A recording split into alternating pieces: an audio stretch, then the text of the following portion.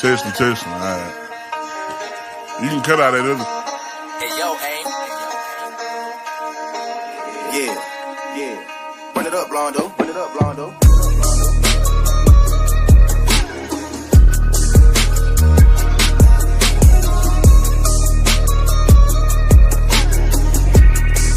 Hey, see y'all from Texas, where we should ride in swangers and put diamonds in our neck.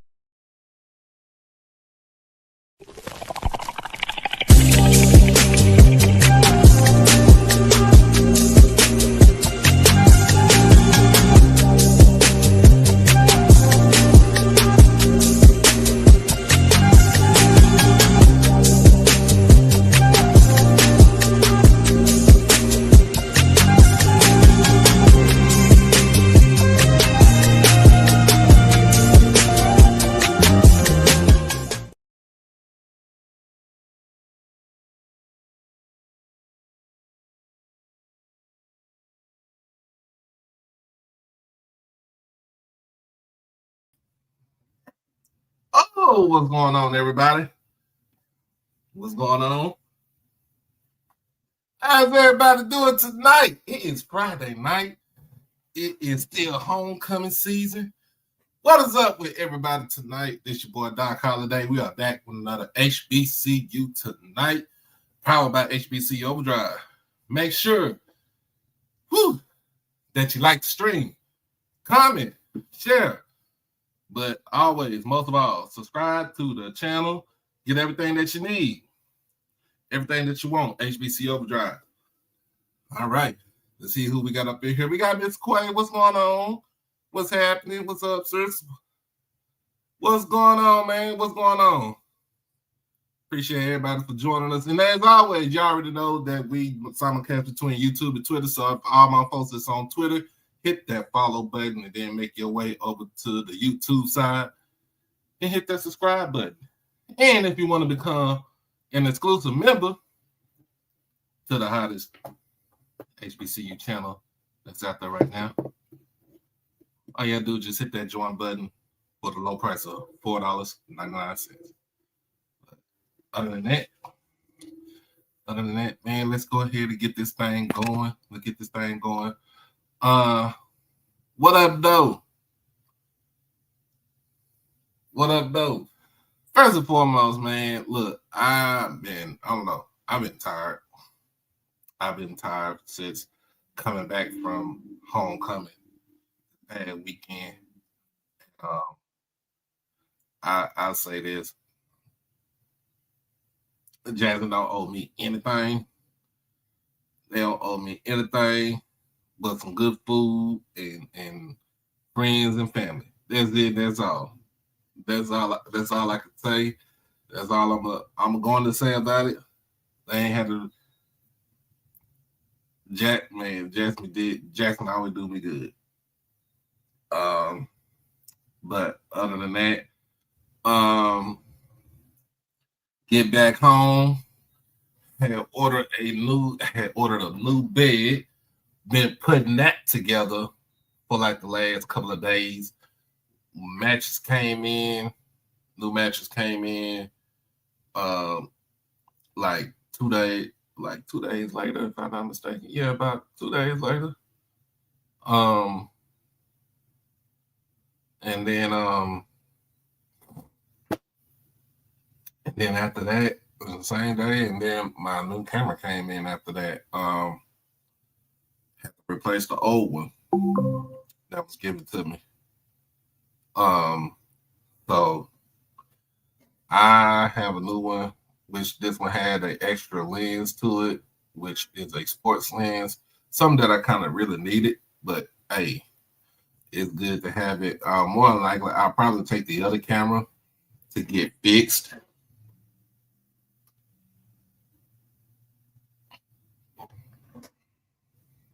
Probably take the other camera to go get fixed, and yeah, we should have that going and everything. What's up, Dr. Israel? So yeah, I got a new camera. This one's gonna be compatible where I can actually record videos and stuff. So I got that squared. So I got that one squared away. But yeah, man, got a new bed. Been sleeping on that. I'm gonna tell y'all the way that my sleep has been abused and disregarded for the longest is when I got in this bed the first day I got home from work after putting it up together and stuff. I got home from work, going to sleep in it, and then waking up at freaking 9 o'clock. And it was like, damn, I'm late for. I'm gonna be late for work. That's how comfortable this bed is. That's how much sleep I was. That lets you know how much sleep I was getting. So,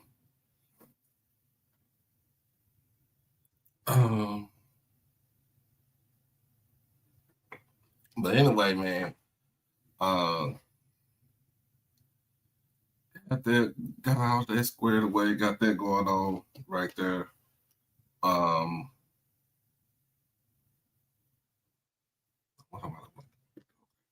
Got all that going on right there, and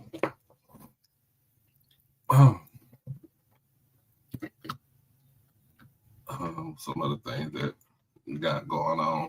But we're gonna get into all the good stuff in just a minute. So y'all sit back and relax.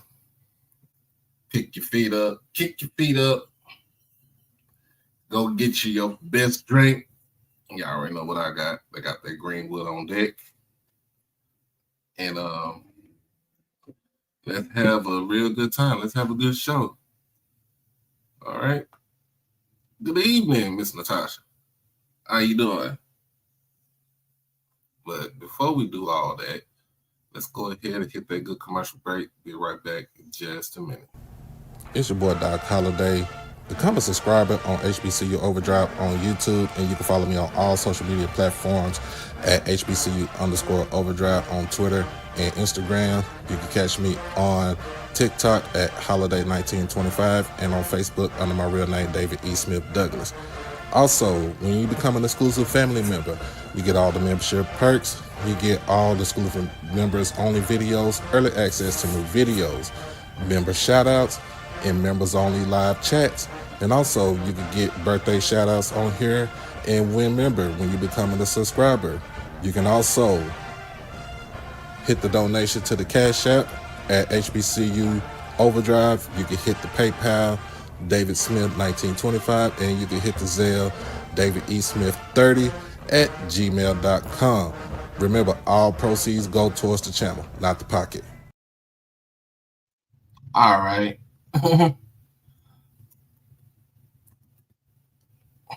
All right, so I'm doing some other things going on right now. But anyway, man, we better get this thing. And like, of course, like she said, you heard what I said. Like she said right here, make sure that you like, share, comment, subscribe, and donate. That's what we do. That's how we do it.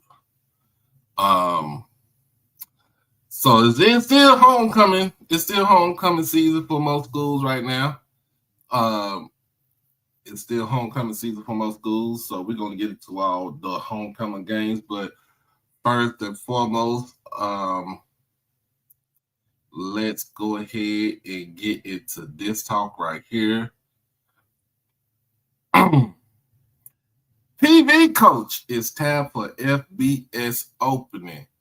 Now everybody's been talking about this all day. Everybody's been talking about this all day. Tremaine Jackson has been tapped for an FBS head coaching opening.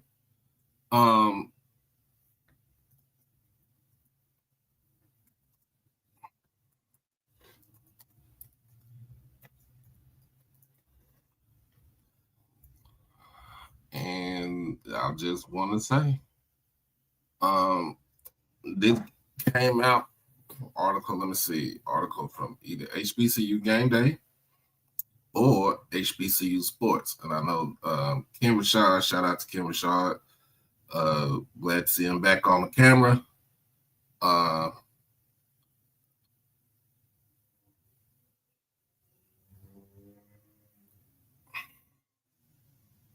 Here we go. HBCU Game Day. Anyway, glad to see Kim Rashad back on the camera.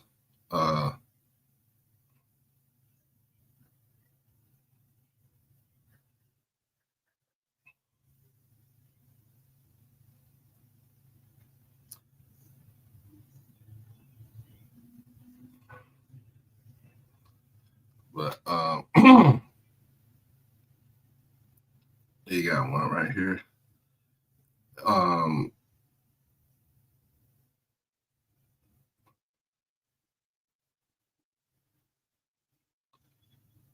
This is written by Wally Pitt from HBCU Game Day. The HBCU football world might be watching one of its fastest risers make another leap. According to the Athletics' Chris Vanini, Prairie View A&M head coach Tremaine Jackson has emerged as a candidate to replace Trent Dilfer, who was fired earlier this month, which actually was fired. He was fired last week.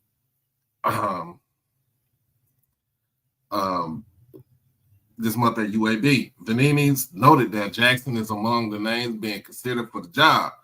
That alone shows how quickly his profile has grown. Jackson hasn't been at Prairie View long.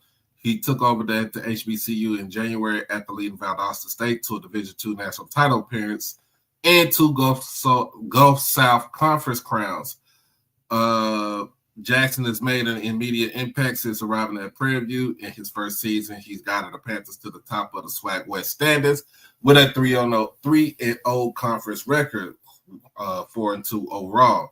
Up next is a crucial road matchup against Southern University. A win will push Prairie View to 4-0 in division play, setting up a strong run towards the SWAC title game. For a first-year head football HBCU head coach, that's no small feat. Before taking over the Prairie View job, Jackson earned his reputation as a defensive strategist and program builder. The former Texas Southern player spent time on multiple staffs across the region. He climbed the ranks through stops at Colorado Mesa, Texas State, and Abilene Christian. At Valdosta State, Jackson found his groove. He turned the Blazers back into a powerhouse in just 3 years, posting a 30-9 record and earning AFCA National Coach of the Year honors. His teams were tough, disciplined, and fearless, qualities that defined his rise in style of coaching. When Prairie View called Jackson wasting no time, setting the tone, his viral post titled Panther Portal Understanding outlined strict rules for transfer recruits. When I follow you, there's a 4-hour window to follow back or we're done. That no-nonsense message reflected his philosophy, direct, unapologetic, and rooted in accountability. That's the reason why he's the way that he is. Jackson also made headlines for challenging recruiting tactics at bigger programs. Earlier this year, he criticized the spectacle over substance approach at the FBS level, arguing that too many players were being sold hype instead of development. I get that. I would agree to him on that. I will agree with him on that right there. If it doesn't build you emotionally, mentally, and spiritually, he wrote, don't sell it. That kind of authenticity has made Tremaine Jackson stand out in a sport full of slogans and coach speak. Whether or not UAB ultimately hires Jackson to replace Trent Dilfer, his inclusion in the conversation says plenty. So this is what HBCU Game Day. But earlier on HBCU Sports, Kim Rashad and Chris Stevens, they had a conversation about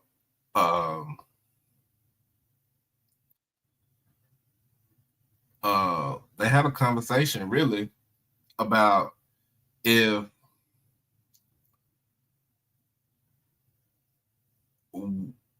why do our head coaches from HBCUs damn near have to backtrack themselves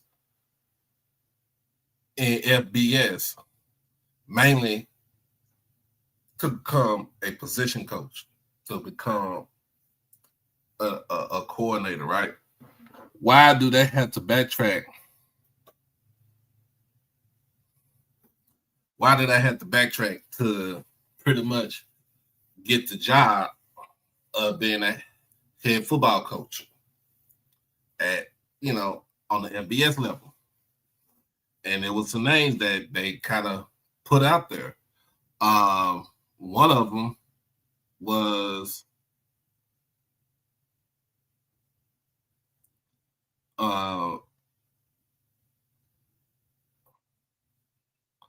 so one of them really was a name that we was all familiar with. It was Willie Simmons, right? Willie Simmons, of course, he was at FAMU, but before he got to FAMU, he was a head coach at Prairie View. He was on staffs as an offensive coordinator at Alcorn before he took the job at FAMU. And then he took the program at FAMU from pretty much being abysmal. Because let's be honest, y'all. Let's be honest, y'all.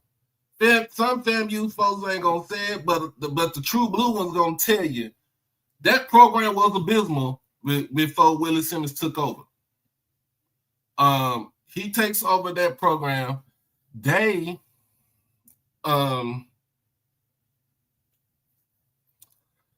He built that program up within 5 years. He goes to the Celebration Bowl. I mean, within 5 years, he was in the FCS playoffs. Let's get that straight. In his first season, in his first season of FAMU being in the SWAC, right? In his first season being in the SWAC, he goes to the FCS playoff. Of course, Jackson State goes to the SWAC championship and went to the Celebration Bowl where he lost to South Carolina State. All right. Tried to do it in 22. He went 9-2 back to back. His resume didn't really speak for itself on the second go round in 22. And he builds a team, he built the team to where they were going to be a Celebration Bowl contender. He goes back, he comes in 23, it basically wipes everybody out of the SWAC that year, okay? They go undefeated in the SWAC, 12-1. They go 12-1. Winning they won the SWAC championship game. They go to the Celebration Bowl. They beat Howard in the Celebration Bowl, became HBCU national champs. Of course, now with all the foolishness that was going on, as far as with whatever happened between him and Tiffany Dawn Sykes, that's not my business. But he leaves, takes a position coach. He takes a position, the running backs coach position. Of course, Manny Diaz is his homeboy, so that's the reason why he really got the job. Okay, he really got the job at Duke. Manny Diaz. He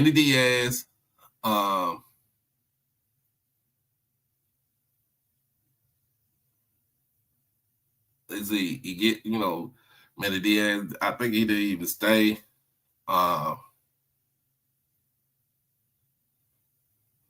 Because Duke ended up getting, I think Duke ended up getting Mike Elko. Yeah. And then Mike Elko is over at Texas A&M now.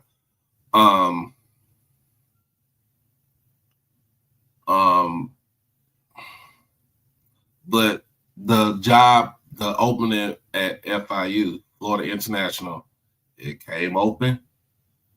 He, of course, he was the most qualified for the position. He's a Florida guy.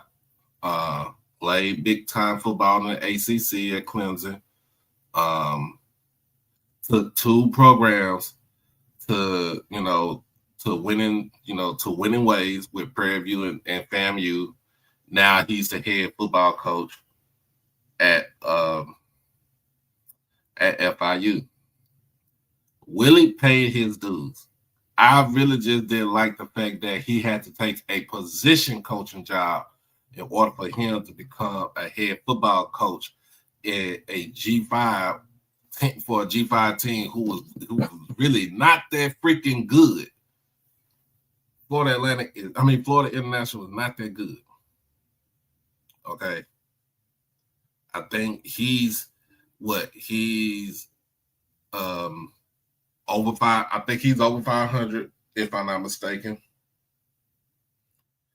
Another guy they brought up today was Jerry Mack.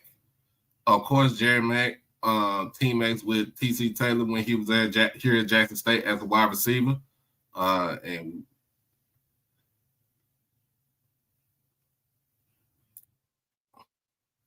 And Jerry Mack had to pay his dues. He so happily became the head football coach at North Carolina Central, where one TC Taylor was on that staff at North Carolina Central. Went to the Celebration Bowl. They lost their Celebration Bowl to Grambling on some foolishness. And it is what it is. But what's going on, Mr. Ford? Hey, man. How you feeling? Man, I'm feeling good. I done recovered from homecoming from last week. Oh, yeah. Okay. So you were in Jackson? I was in Jackson. Oh, okay. I know you had a great time. I know you had a great time. I did. Yes, I know it. I'm gonna tell you how close I was to that last play. I was right there on the sideline. Oh, that was a great play. That Taylor kid. Mm-hmm. Oh, that was a great play, man. That was a great play. Hey, somebody. Oh, yeah. Hey, everybody. How you doing?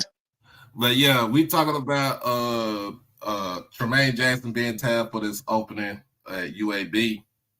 But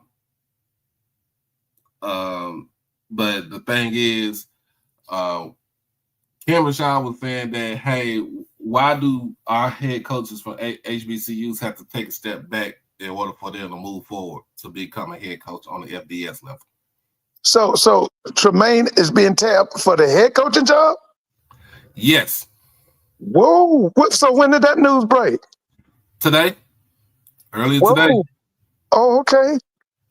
So, I thought they were going to go after the guy at ULM.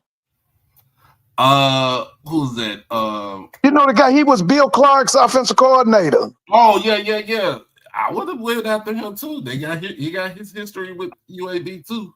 You never know. Brian Vincent. Yeah, that's right, Brian V. Yeah. Darn. Oh, okay. Woo. So I was saying, like, it took Jerry Mack a long time after becoming head football coach at at Central to become a head coach again on the FBS level. Like, he had to take so many other jobs. Like, of course, he was the running back coach at Tennessee. He was he was a position coach at Rice. He became he was a running backs coach at the NFL with Jacksonville. And then he got the job with Kennesaw State. Well, let me just say it like this, Doc. If Kennesaw State let Jerry Mack lead, they stupid as hell. Because let me tell you something. They got 47,000 students. They got money. It's the second or third largest university in Georgia. Okay. Jerry Mack is a winner. He's proven. I met them. I went to Durham, and that's when I found out that Jerry Mack and TC had played with a kid from South Georgia that I sent to Jackson State. They went, yeah. See, Jerry was the head coach. TC was the offensive coordinator. Yeah. And I think they won the MEAC 3 times. Yep, they did. So both of them are winners, man. So I'm gonna say this again: if Kennesaw State let Jerry Mack get away, they stupid as hell. But we were just saying, like, it was kind of like an exemplar. Like, why do our coaches have to like step back? Like, even when Willie left FAMU, he took that running back coach position at Duke before he became the head coach over at FIU. And let me say this to you, Doc. Don't ever mention Manny Diaz in the same sentence with Mike Elko. One is a great coach and the other is mediocre. Okay? Because I ain't never been impressed with Manny Diaz as nothing. Defensive coordinator, head coach, nothing. Okay? Because listen, I remember when they gave it was politics. They gave him that job down at the University of Miami, right? He was with the Hurricane. He was terrible. I remember when he was defensive coordinator out there with y'all. He was at the University of Texas, and then they gave him a job at Mississippi State. I'm trying to think what the guy was named. Wasn't it? What's the guy at Vegas now? You know the coach at Vegas. What's his name? He was the coach at Florida. Oh, you talking about Dan Mullen? Did Dan Mullen have him as his defensive coordinator? He did. He was terrible. So that's why I said don't mention. When you say Manny Diaz, you can't say Mike Elko because they're two different worlds. One is a great coach and the other is I think he might be mediocre. Okay? So, yeah. But, listen, man. I'm going to be honest with you. I don't think because now I saw, I've been out of school all this week. I watched that, it was Western Kentucky versus FIU. Okay, Willie done made a statement. The whole world saw him. And so, listen, if he put together maybe 2 or 3 good seasons, Willie go up higher, man. He probably go Power 5 or something. I really don't see him staying at FIU long. I don't see him staying at FIU long either. No.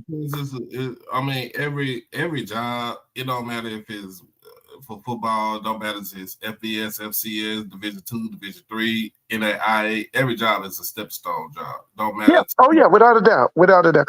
Now, this guy that they fired up here at Penn State, he going to be hired soon. Because one thing he can do, he can recruit. Now, he can't win no big game. But now he'll put a program together. That's James Franklin. Yeah, James Franklin. Now, listen, the pros are saying that pound for pound, as far as NFL players, Penn State has the most talented roster in America. That's one of the reasons them people were mad with him. Because it's all them boys at Penn State this year, they going to go pro. I don't care if they don't win no more games. All them boys is NFL boys.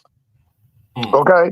And so I don't know what Franklin's problem was up there, but now he going to win. He going to win because it's a lot of schools already interested in him. Yeah, I think that the loss with Northwestern them losing to Oregon, it kind of got the fan base upset. But Northwestern, and then to lose to Northwestern, that was it. It was the last straw. That was the last straw. Cause listen, now Northwestern. Now that's academics. That's your that's your Vanderbilt in the Big Ten. Mm-hmm. Yeah, you got to have credentials to go to Northwestern. And when he lost to them, they was through with him. They was through with him right then. Yeah. So and then it doesn't make it any better that you got schools like Indiana is focusing on, even though they're a basketball school. They made a smart move this week now. Yeah. They made a smart move. Signing they made a good move, man, because that guy know his stuff. I remember when he was at James Madison. Mm-hmm. Yeah, I remember him. Kirk Signetti, I remember that James Madison. I'm trying to think. Wasn't he at Richmond at one time? I think so, but Indiana also made a good move too. Instead of having that buyout, so you know how teams have their buyout so massive, and to where if he leaves, or if he leaves, decides to retire, you buy him out, and it doesn't hurt the school as much with the buyout. So, but he's going to get his money at the same, on the front end. Oh yeah, like you said, it was a great move by the administration at Indiana. Because see, like you said, I mean, historically Indiana was all basketball, Bobby Knight and all of that. Bobby Knight been gone. Yeah. And now, it's about that football, and they got the right man. Because now one thing he know how to do, he know how to put what they call it, push and plug, or he bringing them NIL, the transfer portal board, and he put them right in the right position. Now he good at that. But now I'm gonna tell you this: now he ain't finna overtake no darn Ohio State. That ain't gonna help. No, he ain't finna overtake them. Now that ain't getting ready to help. Well, but it's still good to see. Yeah, it's good. Yeah, it's a good move. It's a really good move. It was forward thinking by India. See, that's what I keep. I told you I was out of school this week, and people asking me, about black college football, and I keep telling them, see, the difference between the reason we keep saying Jackson and everybody else. See, y'all got a forward-thinking administration. See, ain't nobody right now can touch Ashley Robinson. See, Ashley's so far ahead of everybody. And then Mr. Mono, you want to fire everybody. No, I'm saying get folks like Ashley, get people like TC. Because if we don't, listen, ain't nobody going to never win the SWAC but Jackson. Yep. And that's what you got to do. You got to have forward-thinking people in the administration. Like this dude said the other night, I've been saying it for years. He, the guy, he from Southern, kind of chubby guy. He says he calls himself something 67. Oh yeah, I know, Coach. You know what I'm talking about? Well, see, he said what I've been saying. Listen, if you're gonna get Southern back to championship quality, you got to start by removing what the AD name? Roman Banks. He got to go first. He got to go first. I know y'all 100% fun. I always want to fight somebody. He got to go first, and then we can look at coaching staff. But Roman don't know when it comes to being an architect of a championship football program. He's incompetent. He doesn't know what to do. Look at the people that he has chosen as coaches at Southern. Okay? He destroyed that program by running out Dawson Odom. Look at the folks that he done had since then. And I keep telling people, if you going to compete against Jackson, it got to start in the president's office. It's got to start in the president's office. Because, see, Jackson, them people on the same page. Yeah. You think Ashley and TC on the same page? They're on the same page. Most of these schools, the people ain't on the same page. And the thing about it, too, you really think about it, I think Ashley Robinson as the AD,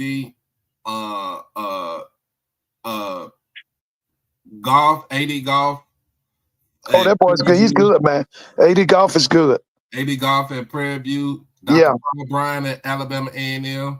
Yeah. I can even say Jason Cable over at Alabama State. Yeah, Cable has now he owned that what you call that trophy when you win the whole SWAC and all the sports. Ain't that called the Commissioner's Cup? The Commissioner's Cup. Yeah. He owned that. So you think about it, you look at it, those ADs right there are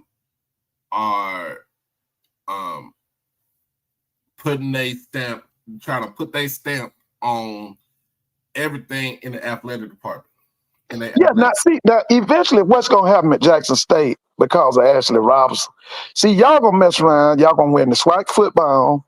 You're going to win the SWAC girls basketball. You're going to win the SWAC men's basketball. You're going to win the SWAC baseball. Just watch it. Because he know how to do with them coaches. See, the brilliant thing, I'll never forget, and I told Mr. Mona, when he extended all them coaches, man, that was some forward thinking, man. You remember when he gave all them coaches a contract, he extended their contracts? You know what I'm talking about? Yeah, he did. Yeah, man, when he did that, listen, bro, man, that was some forward thinking, man. I'm telling you, man. I'm telling you. That was some forward thinking, man. And see, that's what we got to have in the SWAT to compete against Jackson. That's why we said last summer, it's Jackson State and everybody else. Okay? And we wasn't just talking SWAT. So yeah, I mean, look, when you think about it, I think it's good.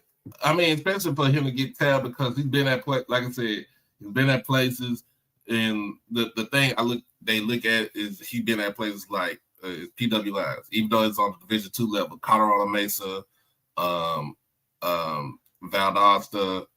Oh yeah, you talking about Jackson? Yeah, Tremaine Jackson. Yeah, I like him, man. So, but I don't know what's going to happen. We don't know what's going to happen. So we just got to see what happens. This is just mid-season chatter. If you really think about it, because we're in the middle of your season. Like that man. Now, they were saying he a primary candidate or he's just one of the candidates. I think he might be one of the candidates. Okay, all right, okay. But we shall see. We should see what happens.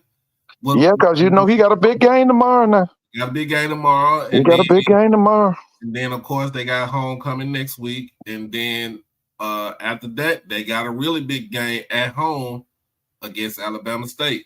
Oh, that's going to be a biggie, baby. But I'm going to be honest with you right now. I would go with Alabama State, baby. Because I was telling you about this week. That was the Celebration Bowl last Saturday in Jackson. Mm-hmm. Them the best two teams in black college football, man. I hate to tell y'all. Them the best two teams in black college football. So yeah. Let's talk about this right here. Division talks is arise again. Let's talk about this. Oh Lord, you know how I feel about that. We talked about this. I will say this. I talked to a couple of Bama State folks on the sideline on Saturday, and I asked them, like, do y'all want to play? Do you want to play Jackson State again for the championship game? If the SWAT championship game happen, do you want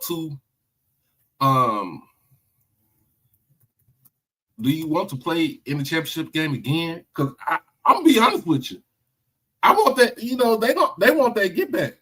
They want that get back because of the simple fact that that game came down to the wire.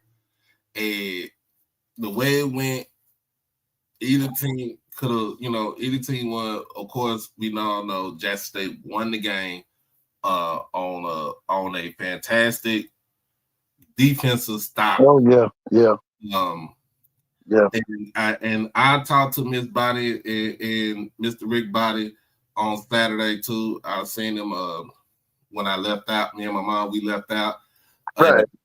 I told him, shoot, Andrew played one hell of a game on Saturday. Oh, without a doubt, man. Listen, man. Both of them quarterbacks right there, to me, them the best two quarterbacks in black college football, man.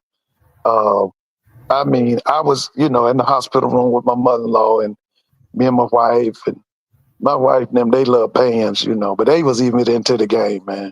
And that's when it's a championship game. When my wife and them paying attention to, that's a championship game. Because my wife and them is halftime folks. Okay? Mm-hmm. That's what they are, halftime people. But anyway, man, I mean, that was a classic, man. But I'm going to say this. I had a chance to rewatch. They showed it again here in Atlanta. Mm-hmm. Now, let me just tell you. Jency Riley, who I'm crazy about, made two major mistakes that caused them some points. Yeah. Really, what's the name, could have beaten Bama State by 14. Now, I didn't see that when I watched the game Saturday because the game was so good. But we went back and watched, I think it was this Wednesday, we have a station called, it's called ESPNU. They redid the game, I think it was Wednesday night. And I watched it, with the coaches out this time. It was some mistakes that were made that caused Jackson some points. And Jensen made one where they had made a major defensive stop, and Jensen, which he didn't have to do, he hit the kicker No, he hit the punter. It was running into the punter. It was, to me, it wasn't no rough with the punter. It was running into the punter. But it was a major mistake because they had stopped him. Right. And it then should have been 5 yards. Yeah, and then there was another mistake he made at that tight end position, which he did. You know, he did have a good game, but he made some mistakes. But like I said, now to me, Jackson left a minimum of 14 points on the field that they should have capitalized on. Yeah. After I looked at it, like I said, now Saturday I looked at it as a fan. Wednesday night I looked at it as a coach. Yeah, I looked at it as a coach. But yeah. But now I don't think, Dre, I don't think our special team is horrible. I don't think so either. I think G Baby is in his head. He's in his own head, and as a kicker, you gotta block everything out as a kicker. You gotta block it out. But let's get back to this. So people talking about divisions. Me and you've already talked about it. Yeah, man. We know that the two best teams are always going to be in the same division, which is the East. Right. Well, actually, now it's about the way Bethune-Cookman is acting is about to be the fourth. Mm-hmm. It's going to be the fourth best team. Now, to me, I ain't impressed with nothing in that West. Now, I am impressed with Prairie View, and I am impressed with Texas Southern. But other than that, even including my school, we trash. Alcorn trash, Grambling trash, Southern trash. So listen, like I told Mr. Mona, look now, back in the day, yes, divisions was the thing. This is a new day, okay? Divisions is out. Yeah. Okay, there's a reason why the SEC done got rid of division. There's a reason why the ACC has gotten rid of division. It's a reason for that. And we got to get rid of it too. And it's the same thing, like, you know, the only other conference in division in FBS that has divisions is the Sun Belt. Even Conference USA got rid of divisions. Like every conference has gotten rid of divisions except for the Sun Belt, and then FCS, it's the SWAC. Yeah, listen. It's overdue, man. It's overdue. I mean, I can't wait. The business are in place for financial reasons, but at the same time, you can get rid of we didn't have no division for so long. Remember? That was back in the old days. You're right. Divisions came about, but in the 90s, wasn't it? Yeah, 1999. Because when we that's right, 1999. Yeah, because remember, we added in 1997. We added Pine Bluff back into the SWAC. Right. In 1999, we added A&M. We added Alabama A&M. A&M, yeah. So that kind of got us to create divisions. That way we can have a championship game. But back then, that was the only way in NCAA football that you were only going to have a championship game, because you had to have 10. You had to have 10 teams, and then you had to split it in divisions. But at the same time, if you really think about it, we really don't need divisions.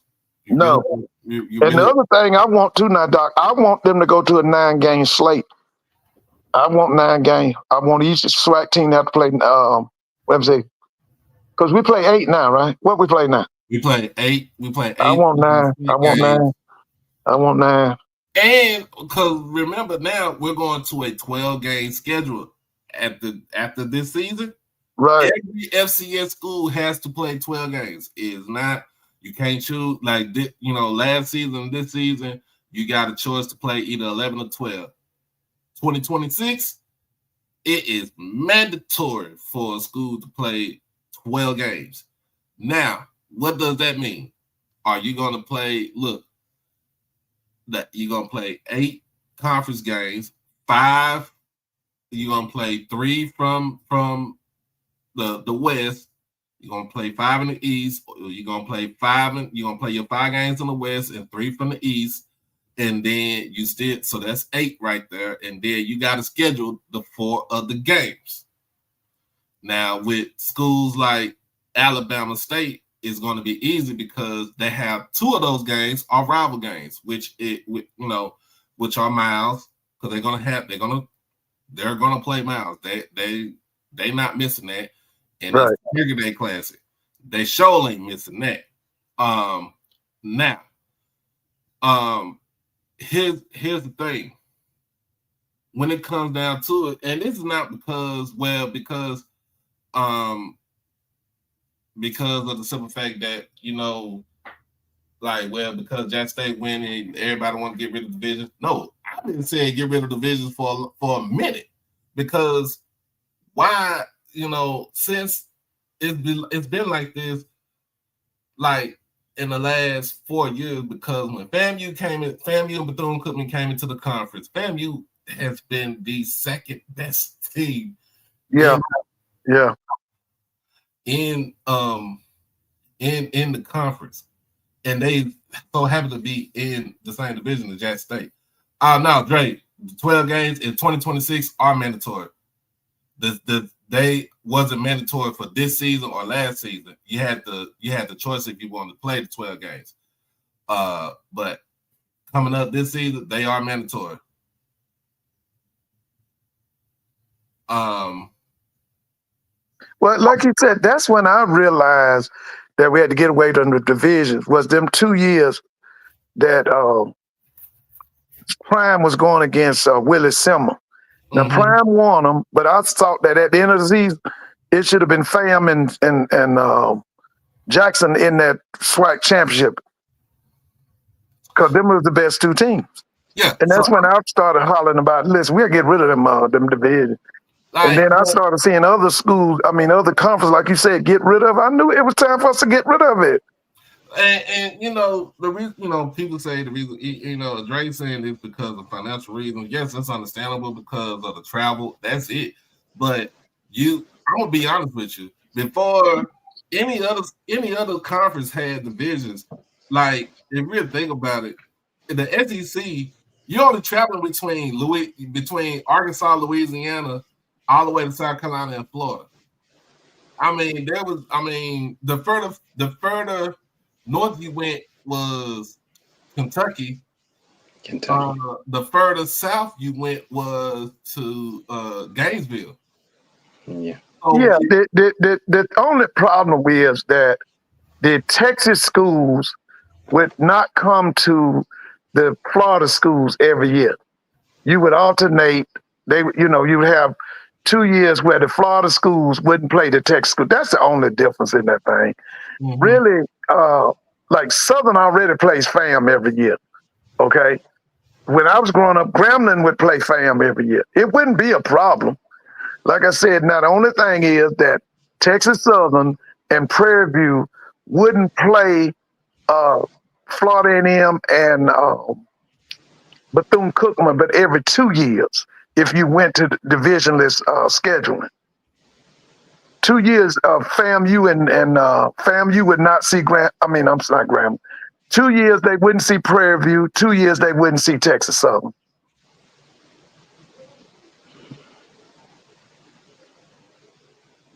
So even if you think about it, so now I'm gonna say this. And what's going on, Chuck? Good evening to you all. Good evening, everyone. Hey, man.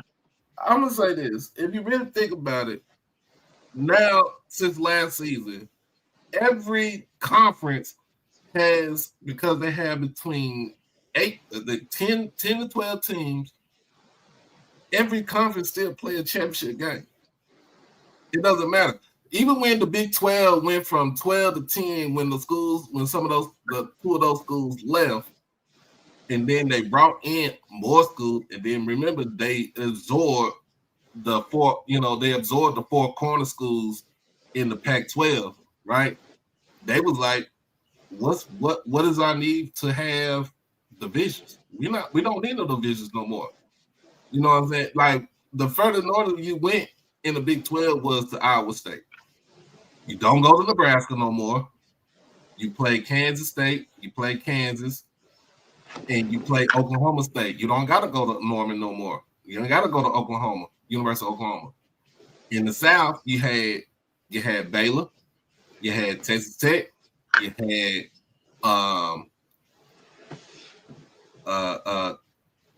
who else was damn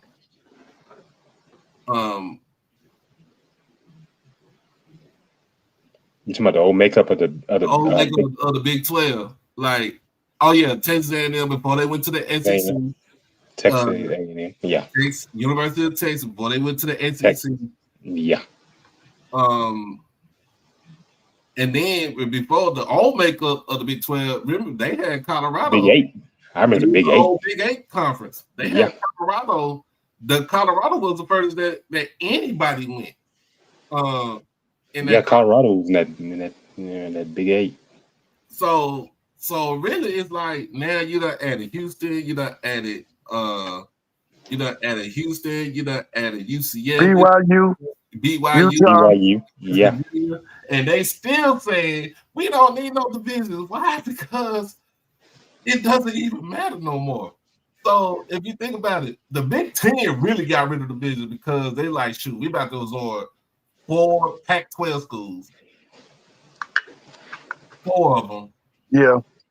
From Washington all the way down to South Central LA. Yeah. And they are not even worried about playing divisions.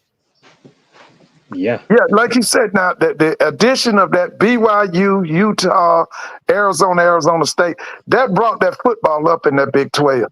That helped them tremendously. That really helped the Big 12. Mm-hmm. Yeah. If you really think about it, if you would have had divisions, the MEAC wouldn't have been so messed up like it was then. Well, I like I always say about the MEAC, it was it's a leaderless conference. See, they haven't had a commissioner in almost 25 years. They are a leaderless conference. That's why, I know y'all say forget that. I just hope we can annex the MEAC to the SWAC. I really do. But yeah, you talk about divisions. I mean, that's just my opinion. I'm like, to me, I don't care because it's gonna be rinse and repeat. The East is gonna kick the crap out of the West every freaking year in the SWAC, even when Alcorn and Southern were, the Alcorn was in the East and Southern was in the West. I mean, the East is gonna keep kicking the crap out of the West every year. Let's just be honest. Let's just be honest with ourselves. They've been kicking the crap out of the other than Grambling. The 2 times Grambling went and won a conference, won a SWAC championship game, and they went to the Celebration Bowl. Yeah, I was at both of them. Right. Won one, lost one. And that was the only time that the West was dominant. Every time, any other time since the advent of the championship game and the Celebration Bowl, really, the East has been kicking the West ass for the last 7-8 years. Yeah, I mean the West is severely underachieving. They're severely underachieving. Like I tell people all the time, they're weak as Sweetwater. I don't even understand why people keep talking about the West. Prairie View gonna win that West. Aren't they 3-0 in the West? Yeah, they 3-0 in the West. To me, that's a closed decision. That's already been decided. Yeah. Like West. Jay, I'm not saying because it's Jackson State. I'm just saying because it's like, what if we would have lost the game on Saturday? Alabama State wins out, right? They can't go to the FCS playoff, but we can. That was my next question. Alabama State, could they go to the playoffs? That was you just answered it, Doc. They can't go to the playoffs, but we can. And we be want to get our get back with them in the But championship now, game. to be honest with you, I've talked to them. They don't want to go to the playoff because Alabama State makes so much money playing on Thanksgiving with that. Because, that's the oldest HBCU classic. And see, they make a lot of money off of that game with them in Tuskegee, even if Tuskegee comes in there with no wins. Just the prestige, the legacy, and the history, they make a lot of money. Now, that's actually like they always say about Alabama State. They got 2 homecomings. That homecoming that they played against Bethune-Cookman, but the bigger homecoming is the one that Turkey Day Classic. People come from all around the country to come to that. So they really don't want to go to the Alabama State. Don't want to go to no playoff because they'll lose too much money. Now, what I'm saying is, this is what I'm saying, y'all. If we would have lost the game Saturday, the thing about it is we would be in contention to go to the playoff. They with the strong enough schedule that we had, we have reason to be a representative of the SWAC in the FCS playoffs if we would have lost that game.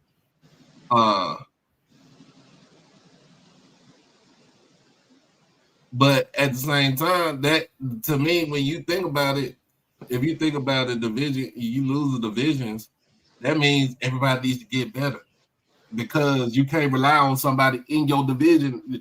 You can't rely on somebody now that to make sure that you can get yourself up if you lose a game or you gotta hope and win somebody in your division, lose the game, lose a conference game or something like that. You can't do that. You just build it up. Build your program up. I'm just saying for my sake. I'm just saying because I just want to see the 2 best teams. Like when Prairie View went to the championship game against FAMU in the SWAC championship game, Prairie View was not the best team to go to the SWAC championship game that year. Alcorn. Alcorn was the better team to go to that could have went to the championship game. Sure were. But even G talked about that. Yeah, but they lost to Prairie View. Yeah. No, I thought they lost to Texas Southern. Remember they played that Sunday game? Yeah, they lost to Texas Southern. Yeah, but what I'm saying is they were the better team. Yeah, that's right. They just slipped up that day. Yeah, they had a bad game that day. We saw the 2 best teams in the conference on Saturday.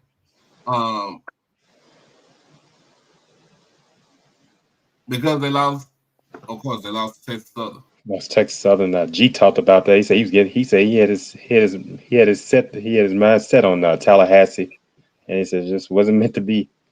Well, is he in Tallahassee now? Because they hooking it up tomorrow. Is G down there in Tallahassee? He might be. Hey, no telling. He's not there. He's not there. He be at he going to Southern Homecoming. Okay. Oh, he going to Southern. Okay. Because I know Charles Edmond talks about where he had talking about trying to study. He does the play-by-play on radio, long-time radio. He's a graduate Grambling. He said he had to find a place to stay because I think a lot of people staying in Georgia because they're just talking about how it is in Tallahassee. So it's difficult. I want to get this understanding straight because I talked to the commissioner about this on Saturday.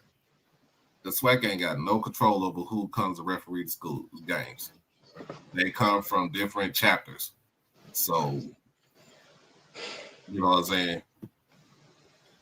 They report to them, but what can the SWAC do?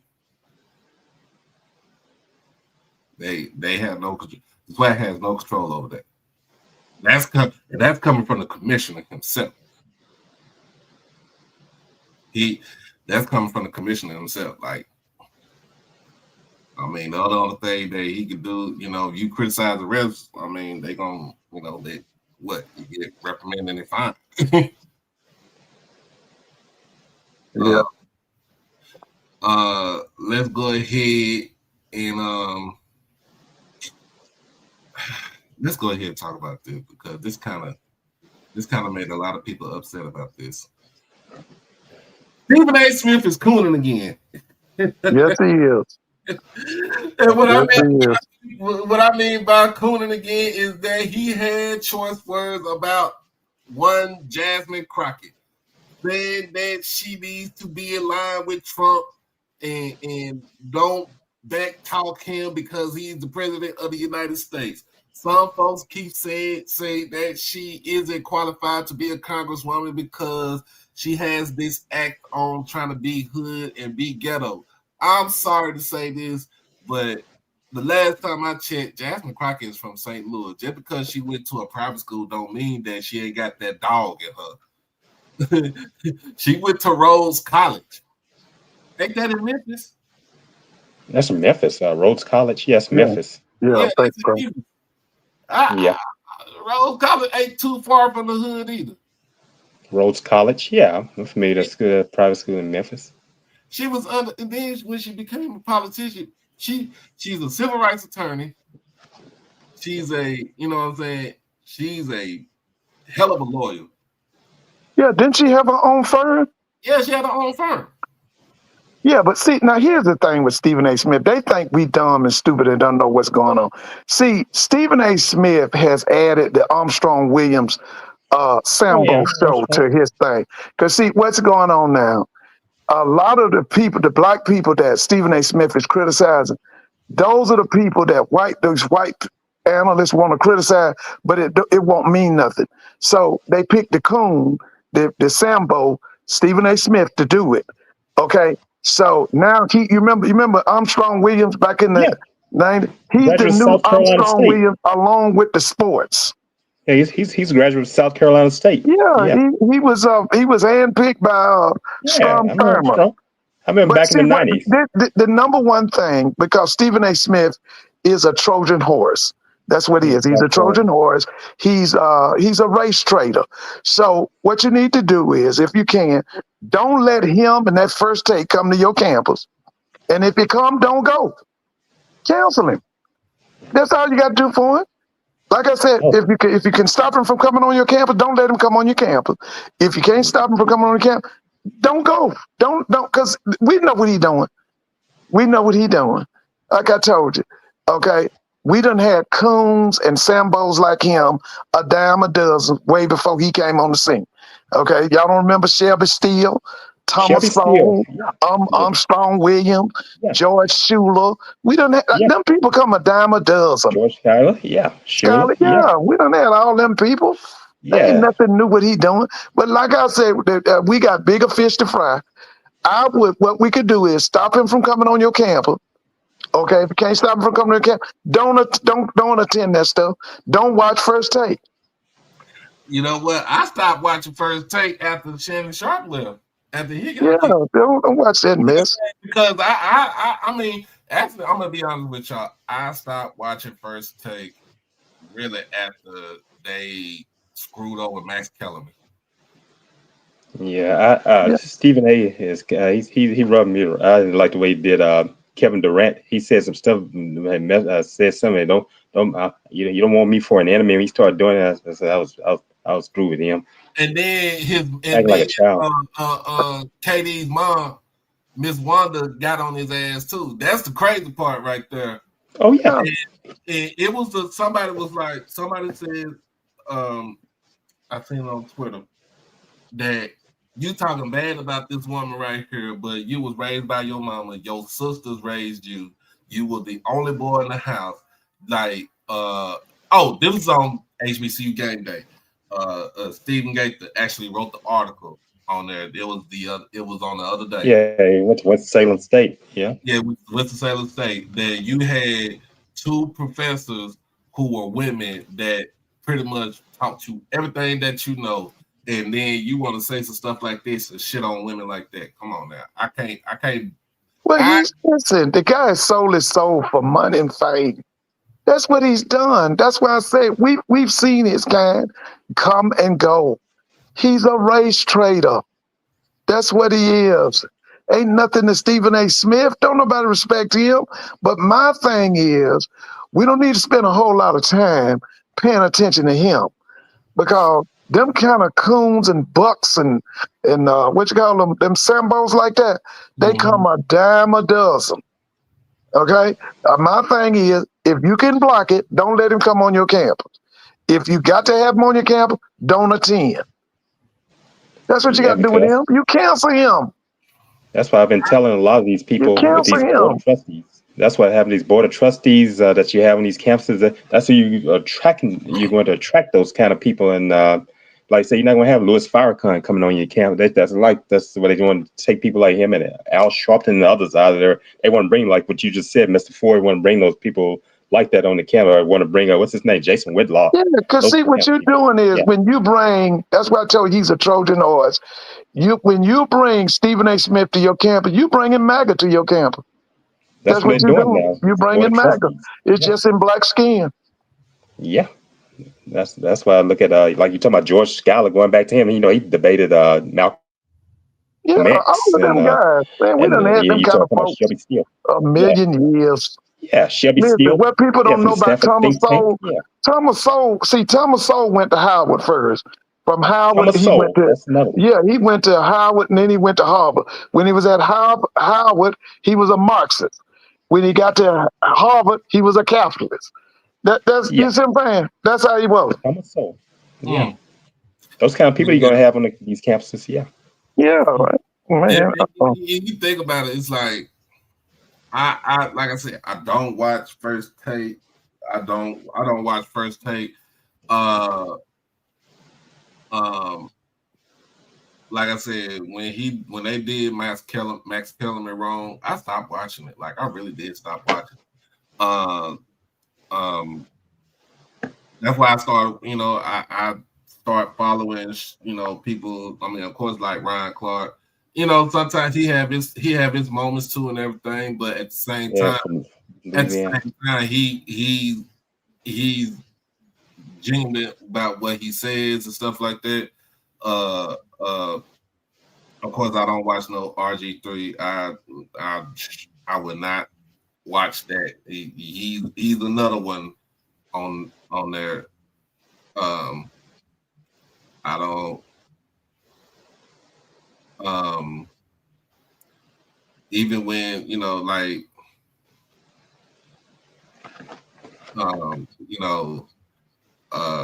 Molly Curran leaving is like, it like y'all lost y'all luster. Like it, because the show was just sport, it's sports debate, and then it became all about him, and like you with the screaming and the hollering and one of the big words, the asinine and all the other stuff, like him and Skip Bayless were, you know what I'm saying? Because to me, really, it was Skip Bayless gave you your shot on First Take. Let's be honest.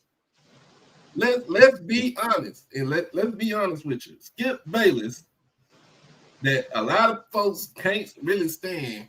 I can't stand it myself. His shot. But the thing about with Skip Bayless is that Skip Bayless code switch. He know what he's doing. He knew what he was doing when he was on First Take. He knew what he was doing when he was on Undisputed. He knew what he was doing on that.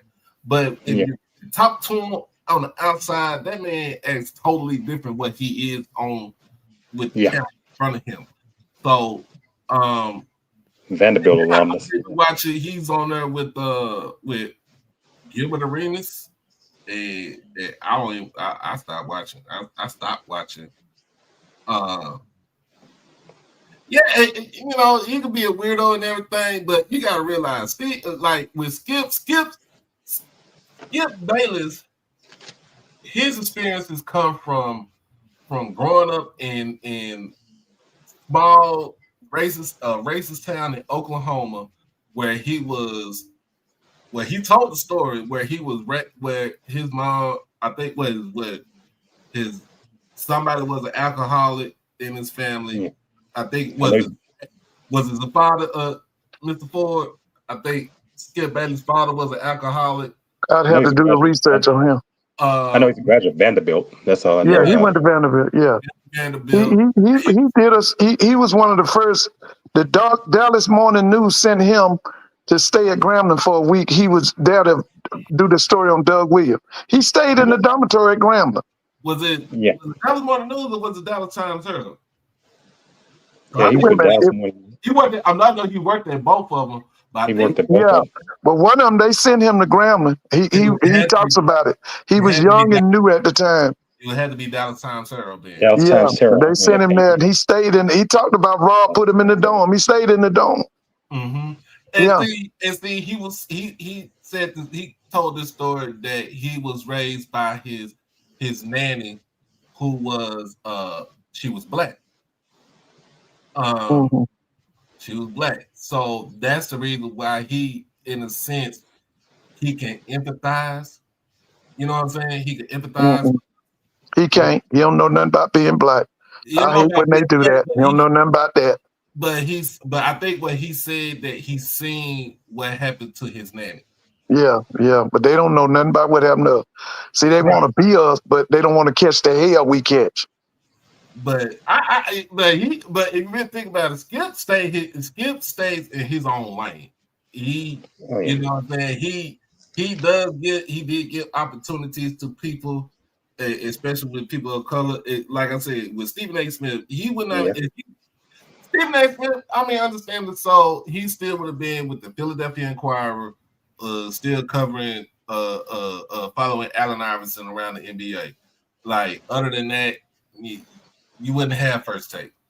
Stephen A. Smith wouldn't even have a podcast right now, like without Skip Bayless. And when Skip Bayless, I used to watch him when there was two. Yeah, when Skip Bayless was getting undercut by ESPN, Skip said, "You know what? I'm gonna go over here to FS1 because they paying me a lot of money." Yeah, he sure did. A lot of money over here to do the same thing that I was doing over here at ESPN, and he gave Shannon Sharp, who Shannon Sharp was over there. Yeah, Shannon Sharp, like you said, Shannon Sharp had some nasty allegations on him, and he still gave him a chance. Yeah. Now for 7 years. So let's not. I'm not gonna say anything. I just with Skip Bayless his takes. It kind of sometimes it do rub me the wrong way, but but you think about what he's done on the other side. Yeah. Well, what Stephen A. does, he gonna make sure when the chips are down, he on the side with the white power structure. Because remember, he thought that what was that quarterback name for the 49ers? Remember how he was attacking that guy? Kaepernick. Yeah, remember he was attacking Kaepernick, but he was just so in love with Jerry Jones. Okay, so we listen. Them kind of coons, Sambos come a dime a dozen. Okay, they might think we stupid, but we seen that rodeo before. We seen his kind. And that other boy, he probably worse than Smith, that Jason Whitlock. Now you talking about MAGA. Oh man, he's crazy. I don't even listen to him. Yeah, but he's trying to make, what he's trying to do is be the Black Rush Limbaugh. That's what he want to be. That's what I get out of is Rush Limbaugh. Yeah, that's all. He's trying to copy Rush Limbaugh. That's what that's all about. Yeah. So when you think about it, I'm looking at it like, nah, I can't rock with somebody like that. Like you said, don't watch it, don't don't even work. You got bigger fish to fry. I'd rather have Cam Newton on my campus. The Cam Newton didn't even go to no HBCU. That man went to a PWI. Yeah. His daddy went to a black one. His brother did too. Yeah. Because his brother he had an older brother went to Tennessee State. His daddy played for Savannah State.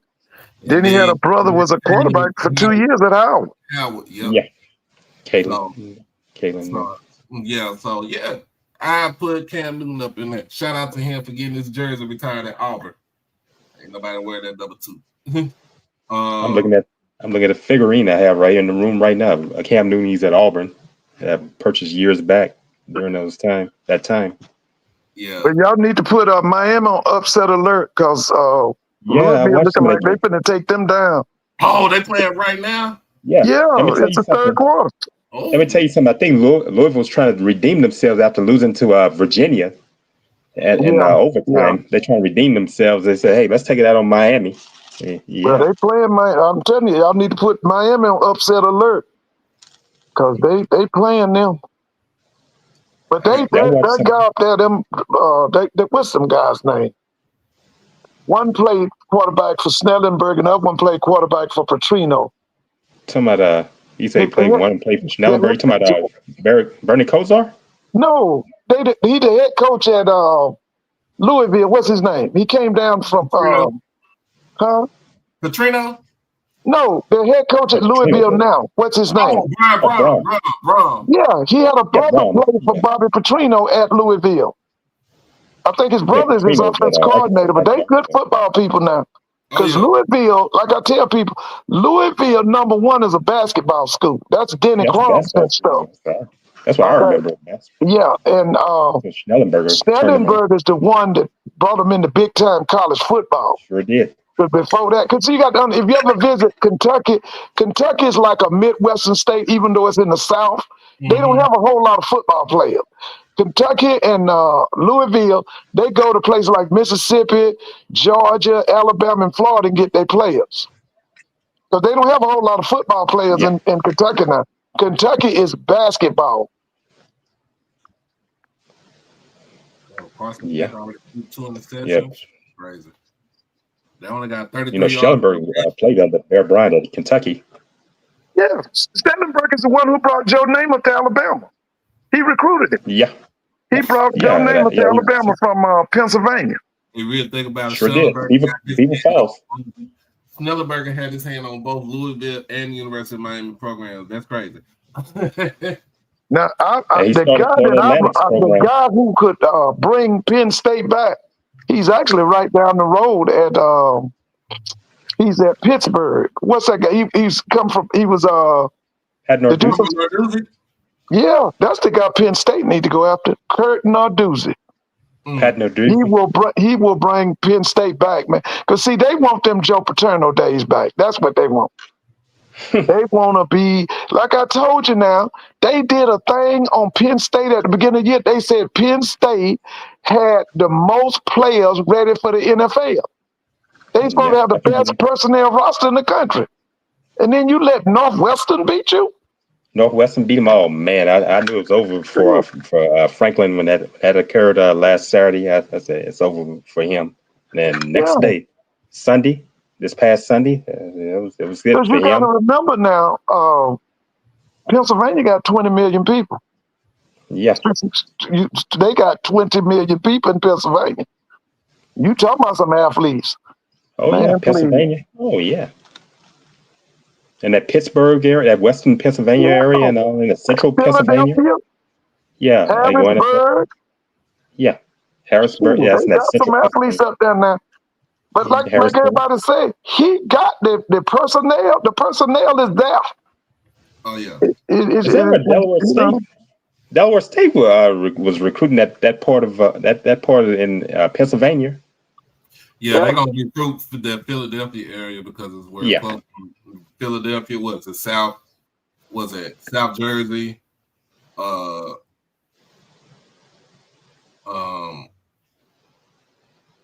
let's get to this. I'm gonna talk about this before we get into our picks. Yeah. Trouble in Tally in Baton Rouge, Mr. Ford. Is there trouble in Tally in Baton Rouge? Yeah, man. Yeah, bro. I got a tip today. I got to find out is this true. Something happened down at supposed to happen in Tallahassee today. I got a tip from one of their alarms. I'm trying to find out is that true. Yeah, man. They said that supposedly they either had a pep rally or some kind of program. The student body booed the football team today. Yeah, I saw that video. It was at the what they call it, the Will Packer amphitheater. Something happened. Yeah, but so that was actually true. Football team. Was that true? I saw on X. Because that's to me, that's not them guys' fault. That was the administration fault for giving that guy that job. Yeah, no, I mean, it was an experiment, but it was an experiment that went really bad. And so it's not them players' fault. Because them players didn't, I mean, even though they endorsed him and Willie endorsed him and all of that, listen, the administration had to sign off for that man to become head coach. Yeah, it's a pure mess down in Tallahassee and Baton Rouge. Oh yeah, without a doubt. But I'm like that guy. I told you that guy, that 67 guy. They got to start with the AD at Southern, because if you're gonna let him pick another coach, he gonna pick another zero, because he don't know. He gonna pick another zero. You let Roman Banks pick the next coach of Southern, it's gonna be another zero. Long as he's there, it's gonna be a zero.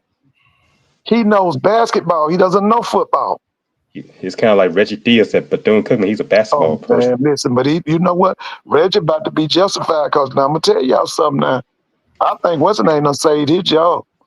I think Raymond Woody done saved his job. You think he just saved his job? Hey, I'm looking at the way I think Bethune-Cookman. because I'm gonna be honest with you, when when Fam run up on them in Orlando, I'm picking them to blow Fam out. Hey, I talked to some Bethune-Cookman panel last night. You know, that show Hell Wildcats. I call in. I've become acquainted with them, and they're very they're saying that they're very excited about what's going on there. They can see it looking up for them. They said they still have a problem on defense, but that offense is so explosive. That's what that's what people have been saying about them, and what I've seen of them, they are explosive. I watched them against Southern. And I watched them in those other games as well. They do have an explosive offense. Oh yeah, that Ransom kid is the truth, man. They defense need to be straight, but I think they put all that together. Of course, I'm gonna be honest. That's right, They'll lose to Jack State. They'll lose to Jack State, and then got some other thing. Who else do they got? Who else do they have playing? We have to look at their schedule. Yeah. They got Valley. Let me see. Let's look at their schedule. But right now, there is trouble in Louisiana and Florida, because of the simple fact that you got two schools that are HBCU Blue Bloods. There you go, baby. And both of those teams combined are 2 and 10?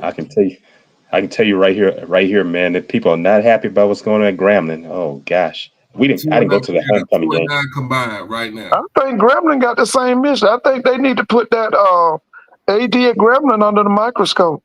People don't like him. I'm tell you. Yeah, they need to put him under the microscope. And we didn't go to homecoming. My mother had a health crisis last week, and we didn't get a chance to make it to homecoming. Yeah, I did watch the game. Someone had on their platform. I was able to watch it, but I saw Grambling just didn't look good. Texas Southern just kept it on the ground and getting first downs, and that sealed the deal. Yeah, so you look at it like 21-20.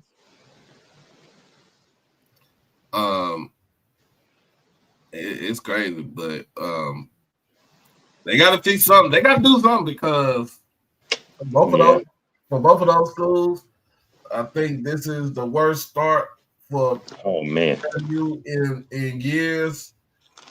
With Southern, I think they better watch it with UAPB tomorrow. They better watch it with UAPB. They could catch fire at home and Pine Bluff and beat Grambling. You better watch that. Yeah, I know you're looking at Las Vegas at play you all, but UAPB, it doesn't have anything. They could come in and catch fire tomorrow. Yeah, they can catch fire tomorrow. Yeah. I would say this. I didn't know that the contract for Mickey Joseph was a 2-year deal. So even if he turns it around, only way he stays there, he turns it around in Grambling. That means that he has to win. He has to win out, and he has to win that Bayou Classic too. Yeah, that's not going to be really that hard. Mm-hmm. Because I'm telling you, man, HBCU football in Louisiana is gone really down really bad.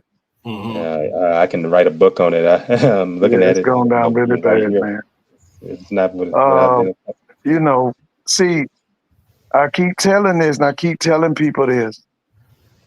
See, when you got them beta males as president who don't give a you know what about the athletics and football and all that, it's easy for you to linger as a losing program.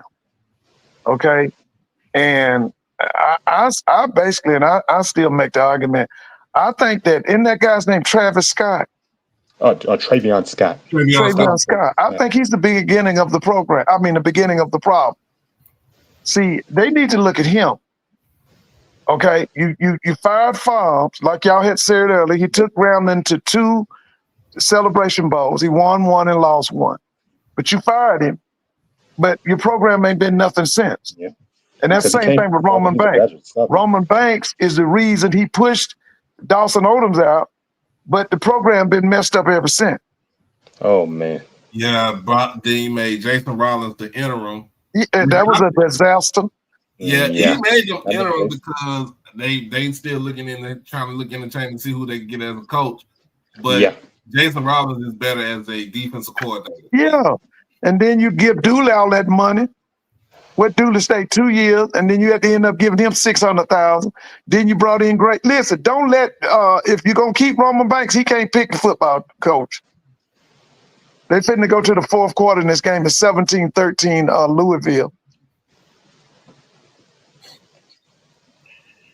I don't know about Alabama State, Jackson State, because Alabama State got to win a little bit more games against Jackson State to become a rival. Yeah, but they the second best right now. Right now they the second best. Yeah, they the second best. The fam has completely fell off. Southern is just horrible. What's the name? Like I said, Prairie View win the West, but they ain't ready. They ain't ready to compete against on Jackson State. And I don't think they're ready for Alabama State. All right, let's go ahead and get into it right now. This week 8.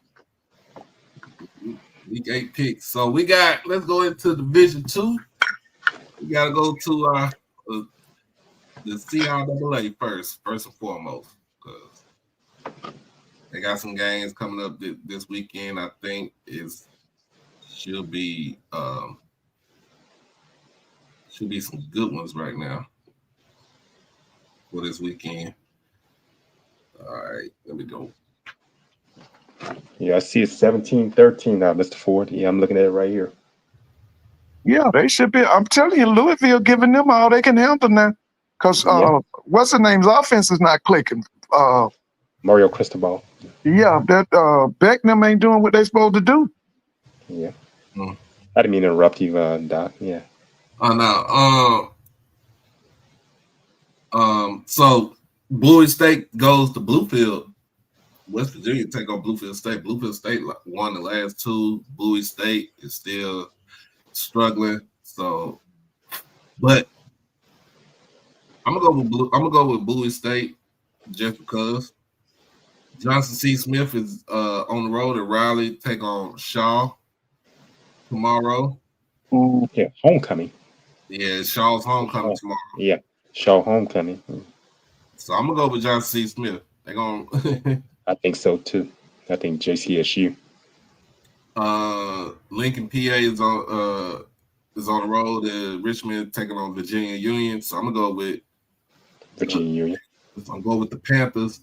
Livingstone is on the road to take on Winston-Salem State.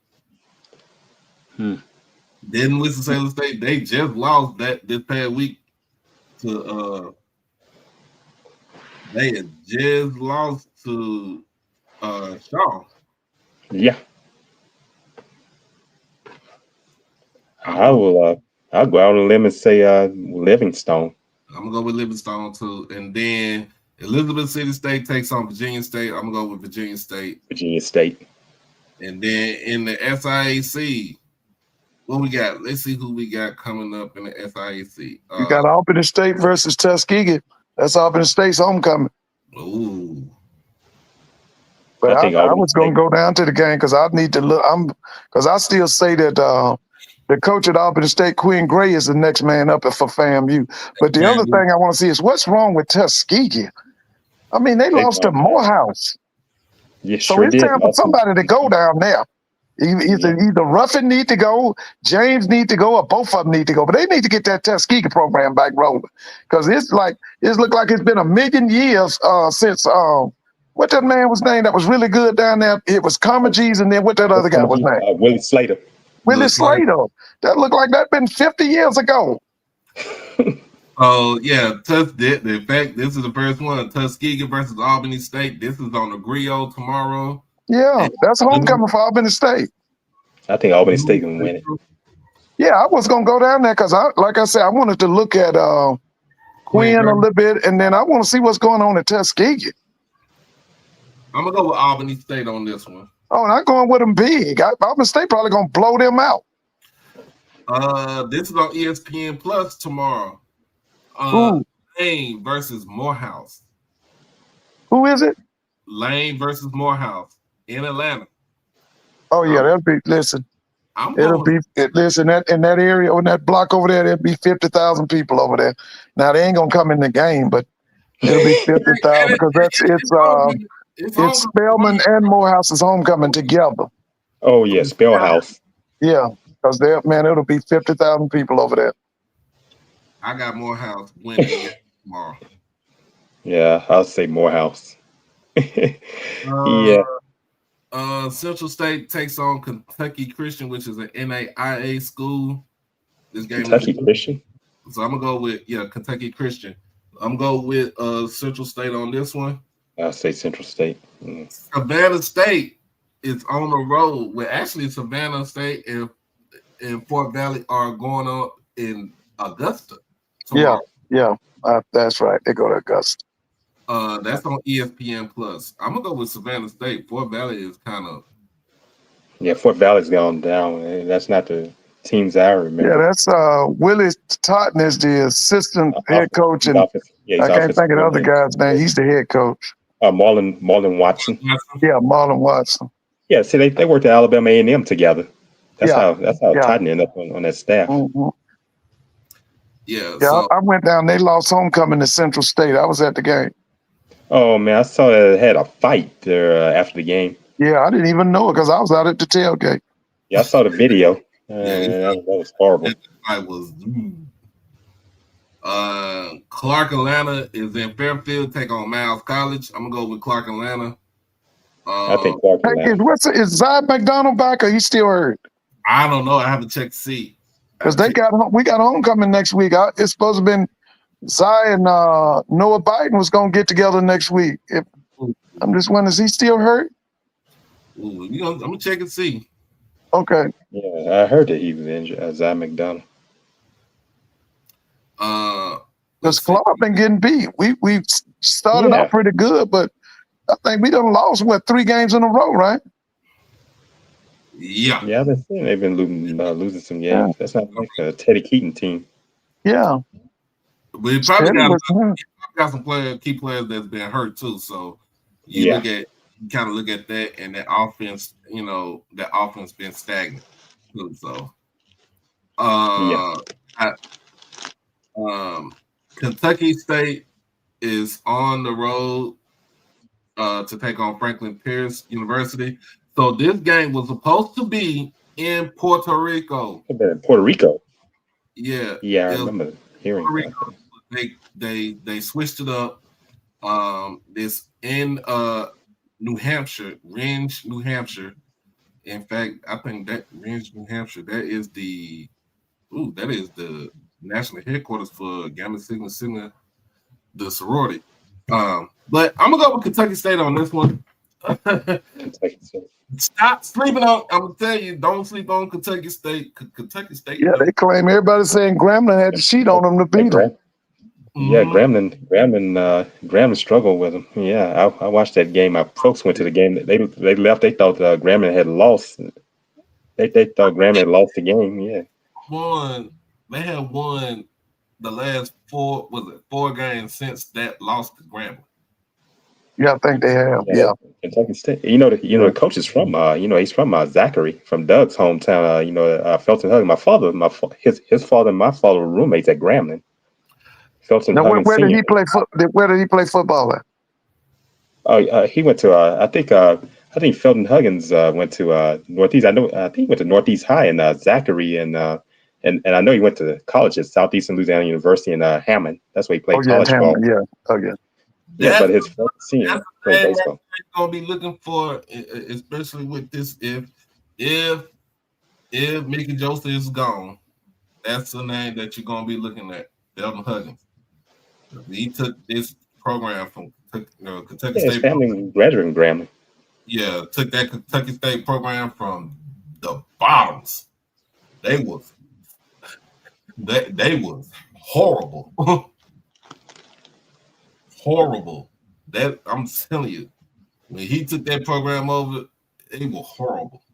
And look what he's doing now. And then the game of the week in the side, Benedict undefeated. Oh, Benedict is rolling. And on the road, taking on Edward Waters. And Edward Waters, is it homecoming for Edward Waters? Yeah, I think it's Edward Waters' homecoming. Yeah. Hey, I like Coach Jenkins. I think it'll be Benedict. I do too. I like Coach Jenkins too. Benedict. Hey, I watched 2 games on Benedict. They're not bad. Hey, Louisville done scored. Oh, that game was now. They done scored. Yeah. Yeah.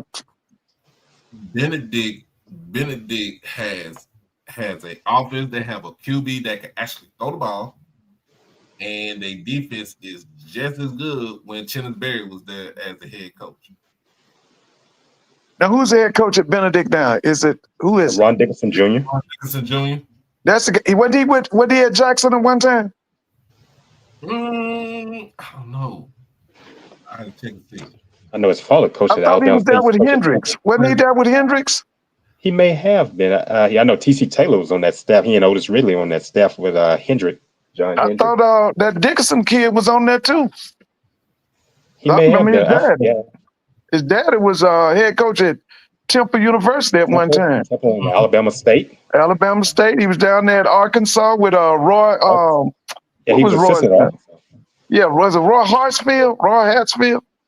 Talking about Ken Hatfield? Ken Hatfield. Yeah, he was down there with him.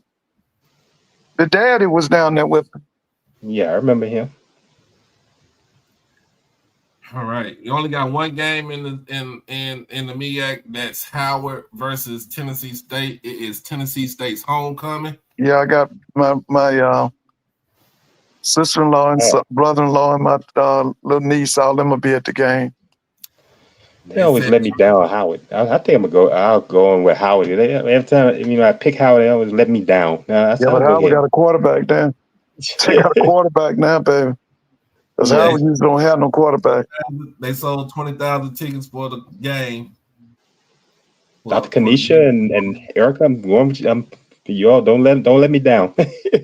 Oh yeah, they in Nashville today. Yeah, that's at that Nippon State. What's that stadium? Nippon? Nissan Stadium. Yeah. Oh yeah.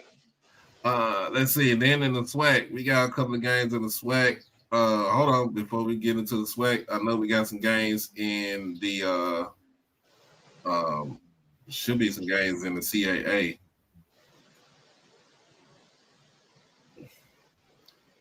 Everybody want to lead the CAA. Hampton is taking on Villanova tomorrow in Villanova. I think Villanova. And that is the only game for HBCU in the CAA. Hampton and Villanova. A&T is off. So they go to the back. They might as well go and finish. They might as well just end the season. Every day. I've seen the A&T. Mississippi Valley taking on Lincoln, California. I got Valley with the win. They said, G said one time for they had to give the Lincoln team their practice jersey because they didn't have enough. Yeah, I heard something about that. I heard him talking about that. I said, "What? Gosh, that's you talking about Bishop Sycamore? Mm-hmm. Man, Yeah, that's valid. It's valid homecoming tomorrow. Texas Southern's homecoming is tomorrow also. And the thing about Texas Southern, they had to end all their homecoming events at 7 this week. Because of what's been going on with homecomings. Yeah, with shootings. Yeah, they take on Virginia Lynchburg at Durley Stadium. So, homecoming is at Durley. So I got Texas Southern. I mean, they'll win handily, and they'll be 4 in a row. So watch out for this team right here. Let's see. We got Grambling on the road. They went up 2.5 to Pine Bluff. Take on UAPB. Better watch it. Better watch UAPB. Has to win this game. They cannot go to Pine Bluff and lose this game. But Pine Bluff gotta get the after effects of getting beat down by Texas Southern out their mouth. I'm going with Grambling on this one.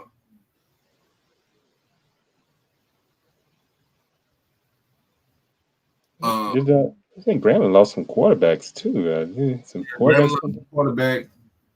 They had to get T-Set out of the boot, put him in a uniform, and he played second half? I heard that. They said he was in street clothes. I heard one of the platforms saying he was in street clothes and they put him in uniform. And what happened? I came in, I heard it at the end. I didn't know who it was. And put him in uniform. Yeah, I had been at work.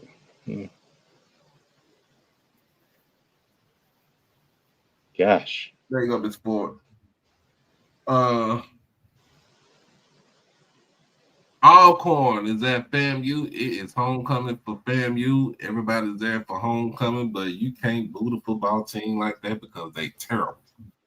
Y'all knew what y'all was getting yourselves into when y'all made that choice to get Cozy as the head coach. Now you gotta lay in your bed and take everything that comes with it. Man, that rumbling is high and down in Tallahassee, boy. Everybody, in fact, everybody's homecoming this week in the SWAC. Yeah, it's a lot of people's homecoming. Because Pine Bluff all over black college football. I'm about to say that's Pine Bluff's homecoming. Yeah, because when Project Falls was there at Grambling in 2015, my father and a friend of ours went to the home. That was UAPB's homecoming. I remember Grambling messed their homecoming up in 2015. Yeah, UAPB was looking at that. I think they were looking at the revenue as well as playing Grambling because Grambling had a good team and bring people to the game. I'm going Alcorn with the win over FAMU. Yeah. I'm going Alcorn with the win over FAMU, and then Prairie View is on the road. This is the game of the week right here. I don't know how this became the game of the week. I thought it was going to be something better than that. It is Southern's homecoming. Yeah, they playing homecoming. Yeah. They done already. What time is that Southern's homecoming game? That game is at 4:00. That's Eastern or Central? Central. So it's 5 o'clock your time. Yeah, 5 your time, Mr. Ford. Yeah. I think that game is on not ESPN Plus. It is on SWAC TV. SWAC TV. Okay, I'll look into it. I'll look at it. What time is the FAMU game? FAMU game is at 3. 3 o'clock. Okay. 3. That's 3. That's 3 Central. No, yeah. That's 3 Central? Wait. Let me see. Hold on.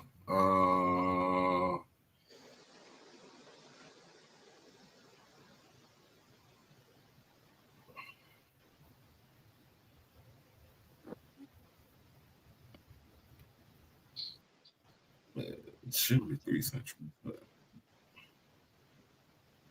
Yes, 3 o'clock Central. 3 Central. Oh, okay. That means it'd be 4 your time, Mr. Ford. Yeah. Yeah. Mm-hmm.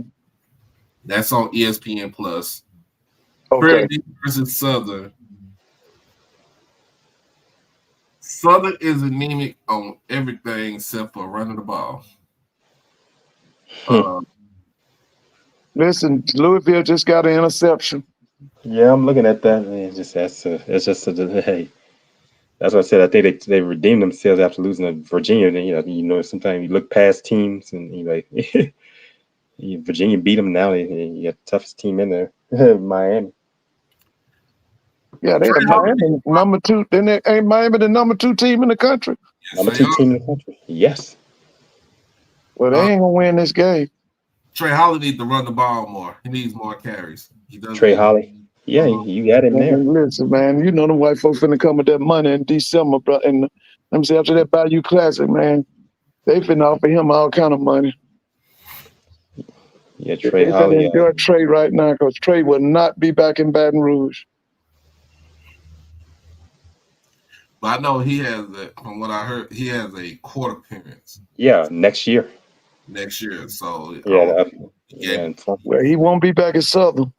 Yeah, because it's gonna be in. I think they put it in a location because his trial was being put off because of having problems with the air conditioning at the Union Parish courthouse, and as I think they set it for next year. I think spring of next year. Holly's not hurt. Trey Holly is trying to get himself back into football shape, but he only touches the ball, like as far as running the ball, like maybe 10 to 12 times. That's pathetic. You got to run him at least between 20 and 25 times if you listen, man. Yeah, you get a big time kid like that and you don't feed him the ball. That's pathetic, man. That kid is the truth, man. I watched him in high school. Sometimes he takes himself out of the game. Oh, okay. Like he don't want to get hurt, but hey, man, that's football, bro. Come on now. I remember him from when he was in high school. Yeah. Like it's football. Like, come on, man. Regardless of the fact, I mean, understanding so, you ran the ball a lot in high school. He did. I can tell you all about it. He ran a lot in high school at Union Parish High School in former Louisiana. Like, you ran a lot in high school, but at the same time, this college. This ain't high school. Like, you trying to win the game. Like, you're literally trying. Like, first and foremost, you're literally trying to win a division. A division crown. And then number 2, you're trying to win to make sure that your coach still has. He done threw another one, man. He threw another interception. Boy, they don't want to win. They don't want to win. You got a Prairie View with the game for tomorrow, Mr. Ford? Huh? Prairie View? Yeah, the one I can't pick is FAMU and Alcorn because both of them are horrible, man. I can't pick hard that. to pick that game. Yeah, I'm gonna go with the lesser of two evils. I'm gonna go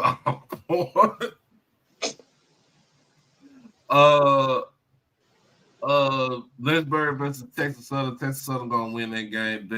They'll if they win. I mean, of course they're gonna win the game. It'll be 4 in a row for Texas Southern. So watch out for that team still. And they are second in the East. I mean, in the West. Yeah. Grambling versus Pine Bluff. I got Grambling winning this game, but not by a lot. But you look at the standings. Pine Bluff is right behind Texas Southern. They only got one loss in conference play. So that kid Fry that was playing for Grambling, where is he from? Who's that? Ashton Fry. Yeah, where's he from? Let's see. From Birmingham. Oh, he's from Birmingham? What high school? Don't say what high school he went to. I know Parker, and that's what I was wondering too. He had Parker, Jackson, Olin, all those different schools in Birmingham. He did do 1 year at Jackson State. Okay. He did 1 year at Jackson State? Jacksonville State. Oh, okay. Went to Jacksonville State. Okay. Jacksonville, Alabama. Yeah. Oh, okay.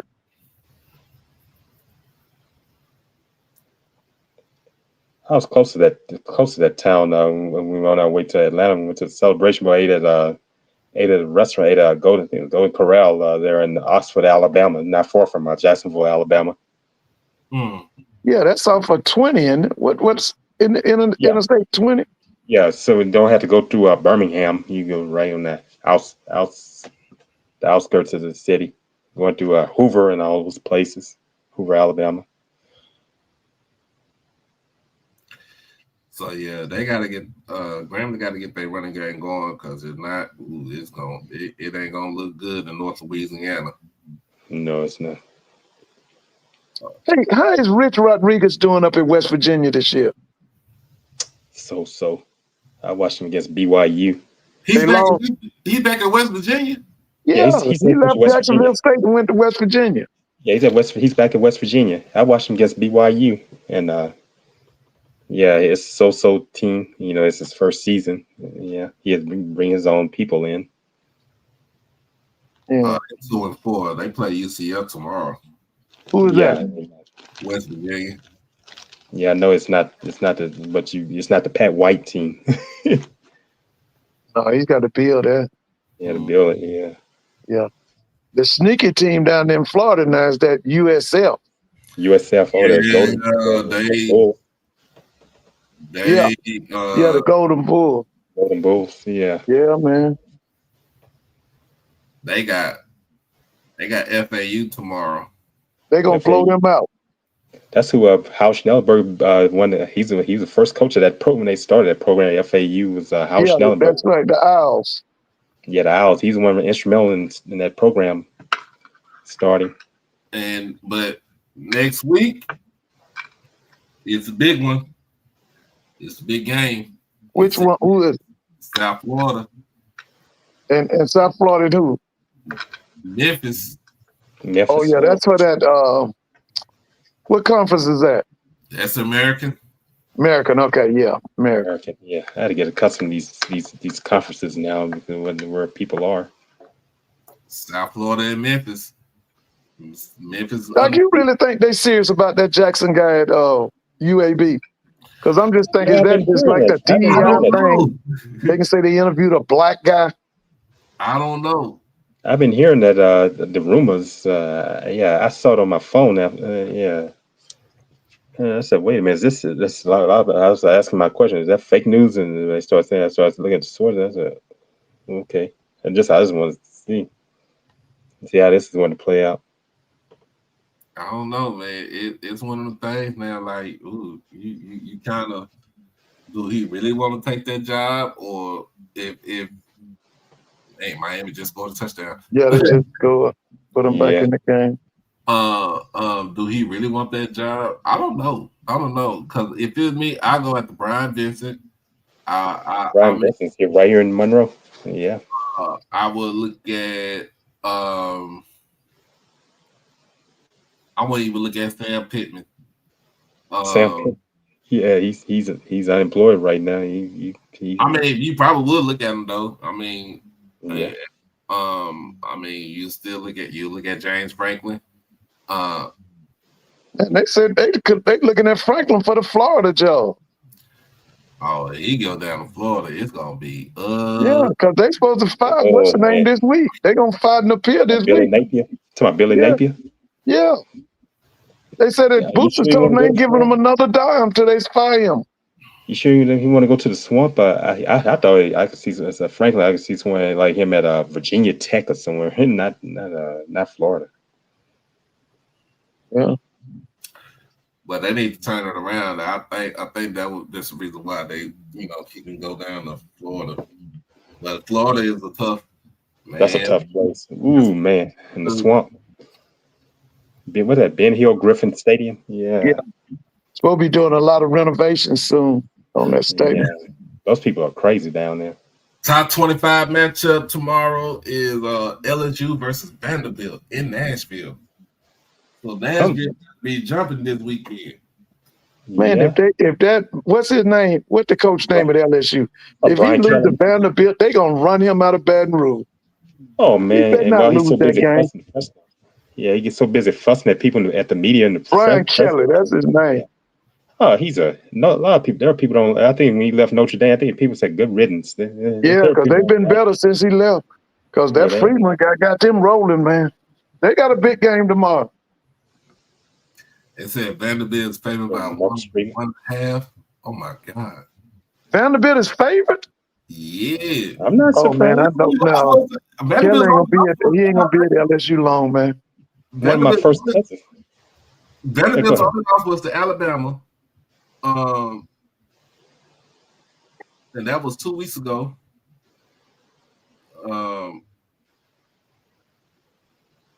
Alabama, the last 2 weeks done beat two undefeated teams. They beat Vanderbilt 2 weeks ago, and then last week they beat Missouri.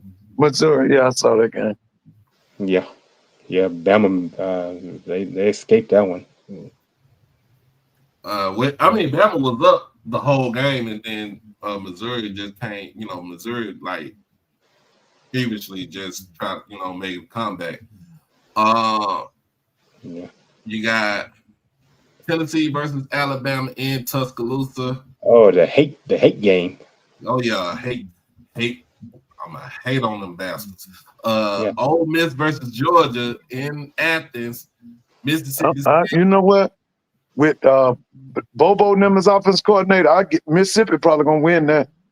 Because that man, he killed his when he replaced Todd Monken with what's that? They got Coach Bobo. That was man. Yeah, Mike Bobo. That was a terrible hire, man. That was a terrible hire.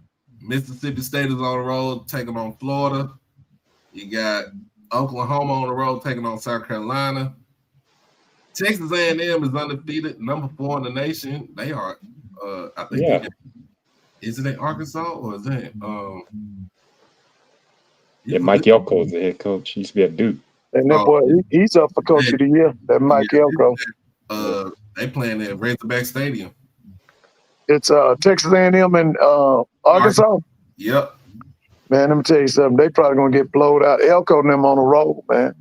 Yeah. They on the roll. They playing great defense too. Oh yeah. You ain't seen a team play this good. The A&M team ain't been this good since. Shoot. RC Slocum was. RC Slocum. Jackie Sherrill. I'm just going back. Ooh, I gotta say RC. RC. He had them. He had that. We're talking about with the original Wrecking Crew defense. Yeah, Slocum went to colleges. The college where I went to in Lake Charles. He went to McNeese. He's from Oakdale, Louisiana. He went to McNeese. That's where he played and graduated from. But it's gonna be a hostile crowd because usually they would have this game. The A&M versus Arkansas game would have been in Dallas. Would have been here. Yeah, at Jerry's World, right? So but they're gonna get blowed out, bro. They can't play with Arkansas can't play with Texas A&M right now. Texas A&M beat Notre Dame. Yeah, that's what I'm saying. They can't play with them right now. Texas on the road. They are in Kentucky, and then Mizzou is on the road on the Plains taking on Auburn. That's the Mizzou win that. Yeah, Auburn doesn't have. I think Freeze is kind of. Mizzou will win that, man. I think Freeze is after this. Arizona versus Houston. This is the Big 12. Arizona versus Houston. That's gonna be a good game. That's in Houston. Yep. Arizona gave BYU a game. Yeah. BYU pulled it out in overtime.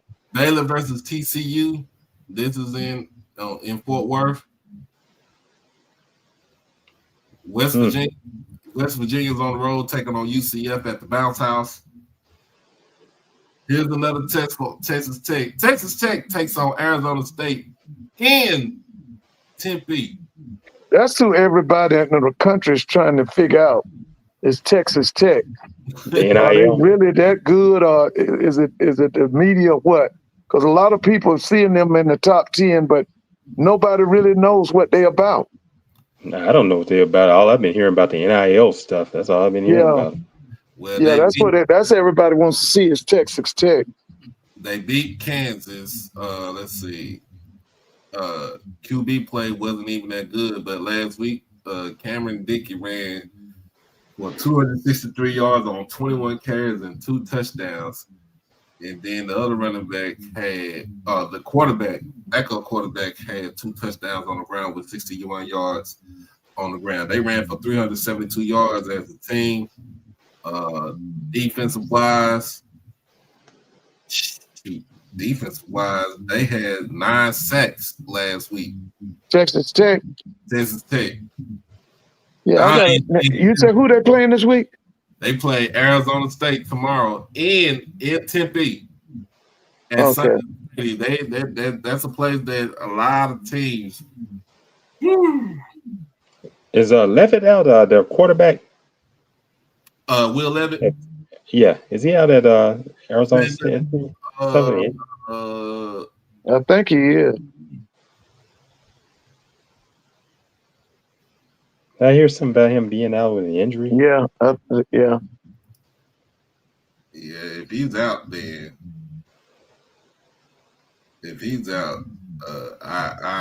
you give a chance to Texas Tech. I don't think Arizona State has the defense to stop the run. But if Levitt was playing, if he was playing tomorrow, then it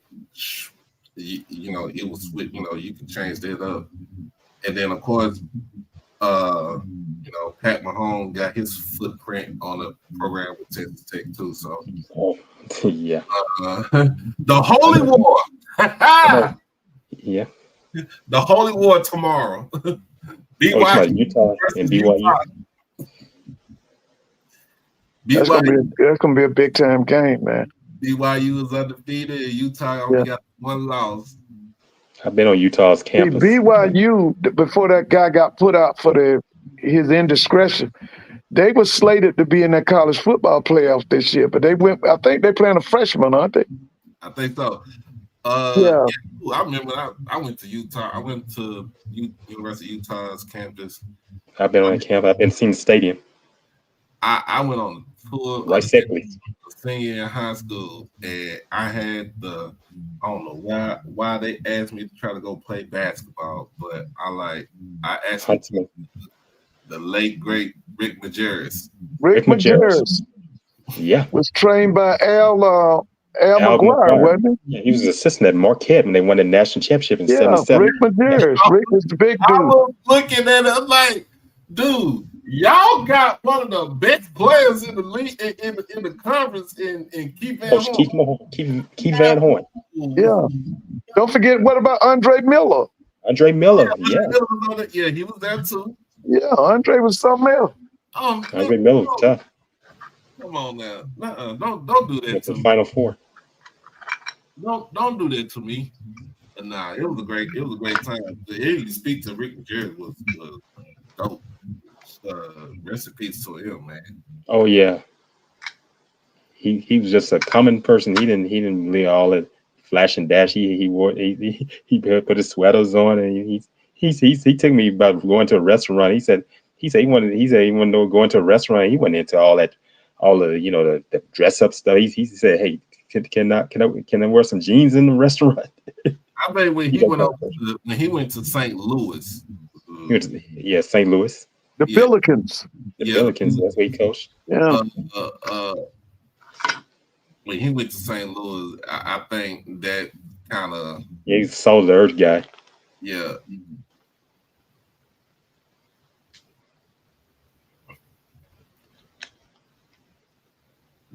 Man, we're getting out here beat in tonight. What's that? HBCU in St. Louis? What's that? Harris Stowe. Harris Stowe. Yeah. Yeah. Yeah, when he went to St. Louis, they got one in Springfield too, isn't it a HBCU in Springfield? Lincoln or something? Lincoln's in that's in Jefferson City, Missouri. Jefferson City, that's right. The capital city, the capital of Missouri.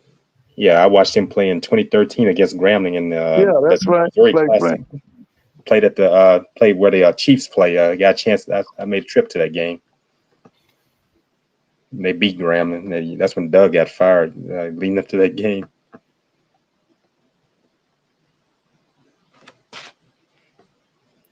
So yeah, that's in the Big 12, and then shoot, the Big 10. Big 10 is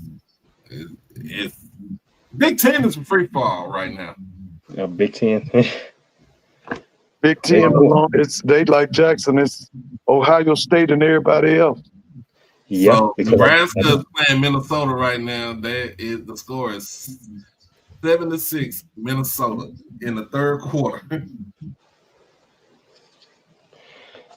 I think Michigan State, Jonathan Smith is on the hot seat. Who? Jonathan Smith, the coach at Michigan State. Michigan State is struggling at this point. And they have a great quarterback in Aiden Childs, but it's just not working out. I saw it against Southern Cal. They should not have lost that one. Washington versus Michigan tomorrow. This is in the Big House. Purdue versus Northwestern. Ohio State is on the road. They're in the Madhouse in Madison. Wisconsin. Yeah, they're going to play Luke Fickle in the board. Mm-hmm. Luke Fickle. Michigan State is on the road, take on Indiana. He's coach at Ohio State. Undefeated Indiana. Yeah. Coach just signed a new 8-year contract. You took the words right out of my mouth, Mr. Ford. I heard about that contract. They got a new 8-year. That was smart. Oregon on the road to take on Rutgers. Penn State is in Iowa City to take on the Hawkeyes. Maryland is in Westwood to take on UCLA. And then here's the rivalry game. USC versus Notre Dame. Man. John McKay versus Ara Parsegian. Dan Devine. That's an old rivalry, baby. Yeah. Old rivalry. That goes back. I remember when it was O.J. Simpson against Notre Dame. Oh yeah, that was John McKay and Ara Parsegian. Yeah, that was them back then. ACC, you got Louisville taking on Miami right now. Louisville. Yeah, they battling, man. 3. They battling, 24-21. North Carolina takes on UNC takes on Cal. That's tonight. Golden Bear. Yeah. Belichick. Do y'all think Belichick is going to survive at UNC? I think. Yeah, they're gonna survive it. You saw that money they put behind him. Yeah. They're gonna give him another year now. They put a lot of money behind him. They sure are. Georgia Tech is in Durham taking on Duke tomorrow. Yeah, that'll be a big game tomorrow. Haynes King.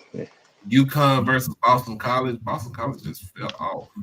His dad used to work in Monroe. Haynes King's father, John King. FBU is on the road in the fake Death Valley to take on Clemson. Yeah, they fell off too, man. I think they 0-3 in the ACC. What's their record? Who? Florida State in the ACC, isn't it 0-3? Yeah, Florida State has gone in the opposite direction. Yep, 0-3.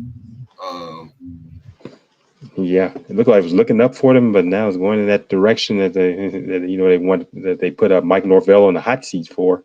Washington State is on the road to take on Virginia. This is an old school rivalry game right here. Pitt versus Syracuse in the Dome. Pitt and Syracuse. Oh yeah. And Florida. That's a good game. Florida State on the road to Palo Alto take on Stanford. Yeah, I saw that. That's tomorrow night. It's gonna be on ESPN. It's gonna be with that late game. Mm-hmm. They gotta win the game tomorrow. They have to win that game. You can't go out there and lose to those. Yeah, somebody just donated $50 million to Stanford football. Did you see that? Yeah, you know who the GM is of Stanford? Yeah, the boy used to be the quarterback at Indianapolis. Yeah, Andrew Luck. Yeah, his alma mater. Yeah, he's GM. Frank Reich is the head coach. I'll say this all the time. Florida State hired the wrong Memphis coach. Yeah, they did. They really did, man. They really did. They supposed to hire. You gotta hire Silverfield before you hire Northern. Littlefield is doing a much better job than Norvell is right now. And they showed it last season when they went up against each other last year, right? Because Memphis went to Florida State and beat Florida State in Tallahassee. Yeah, I remember. I remember that. Mm-hmm. Yeah, Norvell is not the one for that job. He went and got his old people. See, he and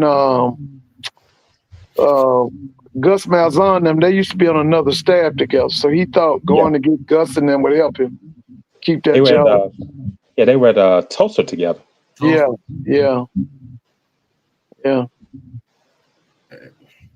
Let's see. Tomorrow, Troy is taking on ULM. Is it their homecoming tomorrow?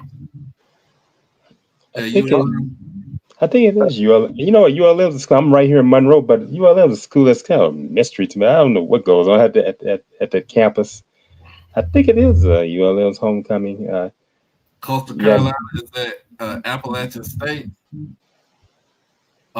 This is a Sun Belt. Old Dominion taking on James Madison. That's gonna be on television. That's gonna be on ESPNU. Texas State is going to West Virginia play Marshall. Southern Miss is on the road to take on Louisiana Lafayette. And then going down to Lafayette. Then the battle of the real GSU, Georgia State versus Georgia Southern. Yeah, you Statesboro. Yeah, that's in Carroll. I mean, that's in Statesboro. Statesboro. Oh, okay. Yeah. The Georgia Southern Eagles. The guy used to be at Southern Cal. Is not a coach at Statesboro. What was his name?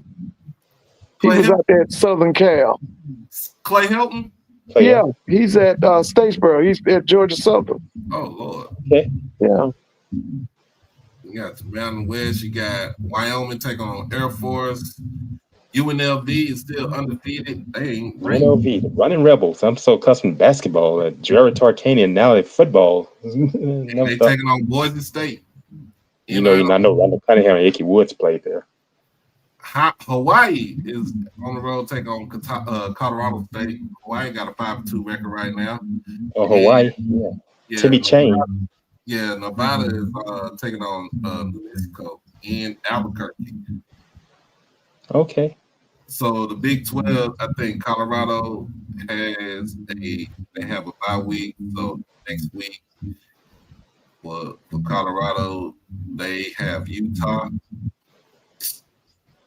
And we all see what happened to them. They played Utah last year, the last 2 years. They got destroyed. Oklahoma State takes on Texas Tech next week in Lubbock.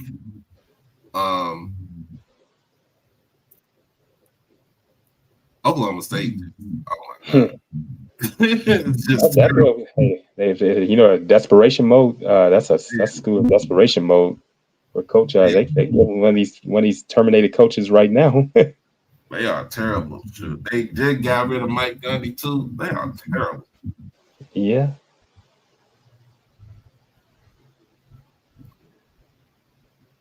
Oh, they are terrible. Do you think Sam Pittman could end up a school like that?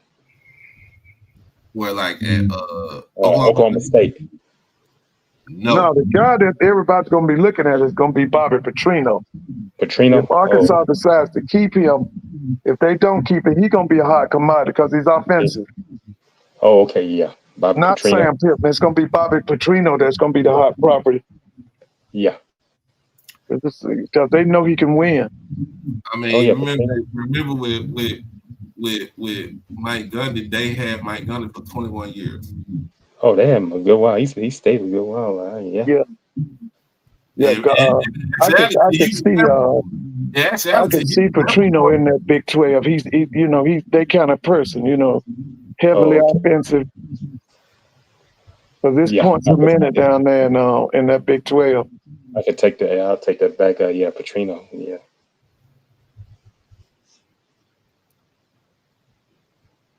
The Mariners beat the Blue Jays, so they lead the ALCS 3-2 right now. Oh, the Mariners beat the Blue Jays. Okay. Yeah, I see the Dodgers are rolling on that other side. They doing it, man. Dodgers. Milwaukee. Yeah, it looks they're gonna be a dynasty too from now on. That Bulls fan lost her job. Talking about Ice. Yeah, she lost her job. Talking about that one of the Dodger fan. Yeah, they are leading right now in the middle of the sixth against the Brewers, 4-0. So is Ohtani pitching? I think. Let me see. Yep, he pitched 2. No, that's hitting. That's pitching. Yeah, that man gone 6 innings right now. 1 hit, no runs, no earned runs, 2 walks, 10 strikeouts. Listen, the Braves ain't been right since they let Freddie Freeman go out there. Yeah. Yeah. We ain't been right in Atlanta since. I agree with you on that one.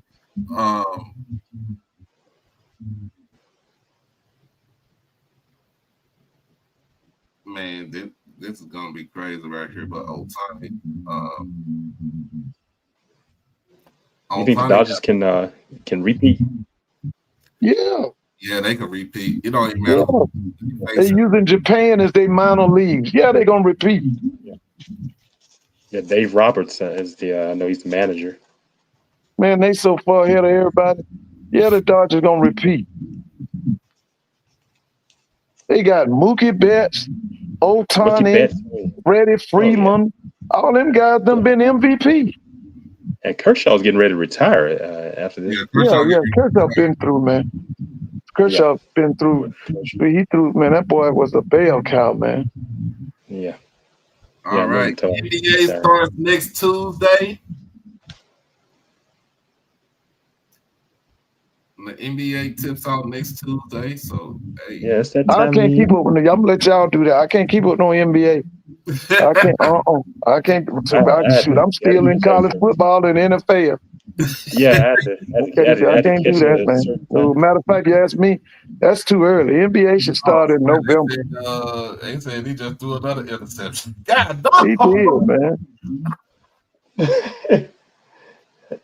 Hey, Mr. Ford, you said you were going to. You said you were thinking about going to Albany State's homecoming. No, I'm not gonna go. I was gonna go because I wanted to look at Quinn because I think Quinn's next man up in Tallahassee. But the other thing I wanted to look at is what's wrong with Tuskegee. I'm trying to, because that's my sister's school. I'm trying to, because listen, man, Tuskegee is the winningest HBCU school football wise. They the number one winningest school in HBCU football.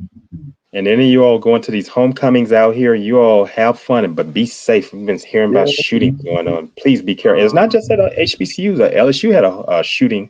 It's their homecoming. They played South Carolina. Just be safe. Yeah. Have fun. People again yesterday are the Alphas. What? Alphas at Southern University are on hiatus because of hate. Another one? Word on the word on the street. The Alphas at Southern are right now they are suspended because of hate. Oh gosh, this stuff is not again.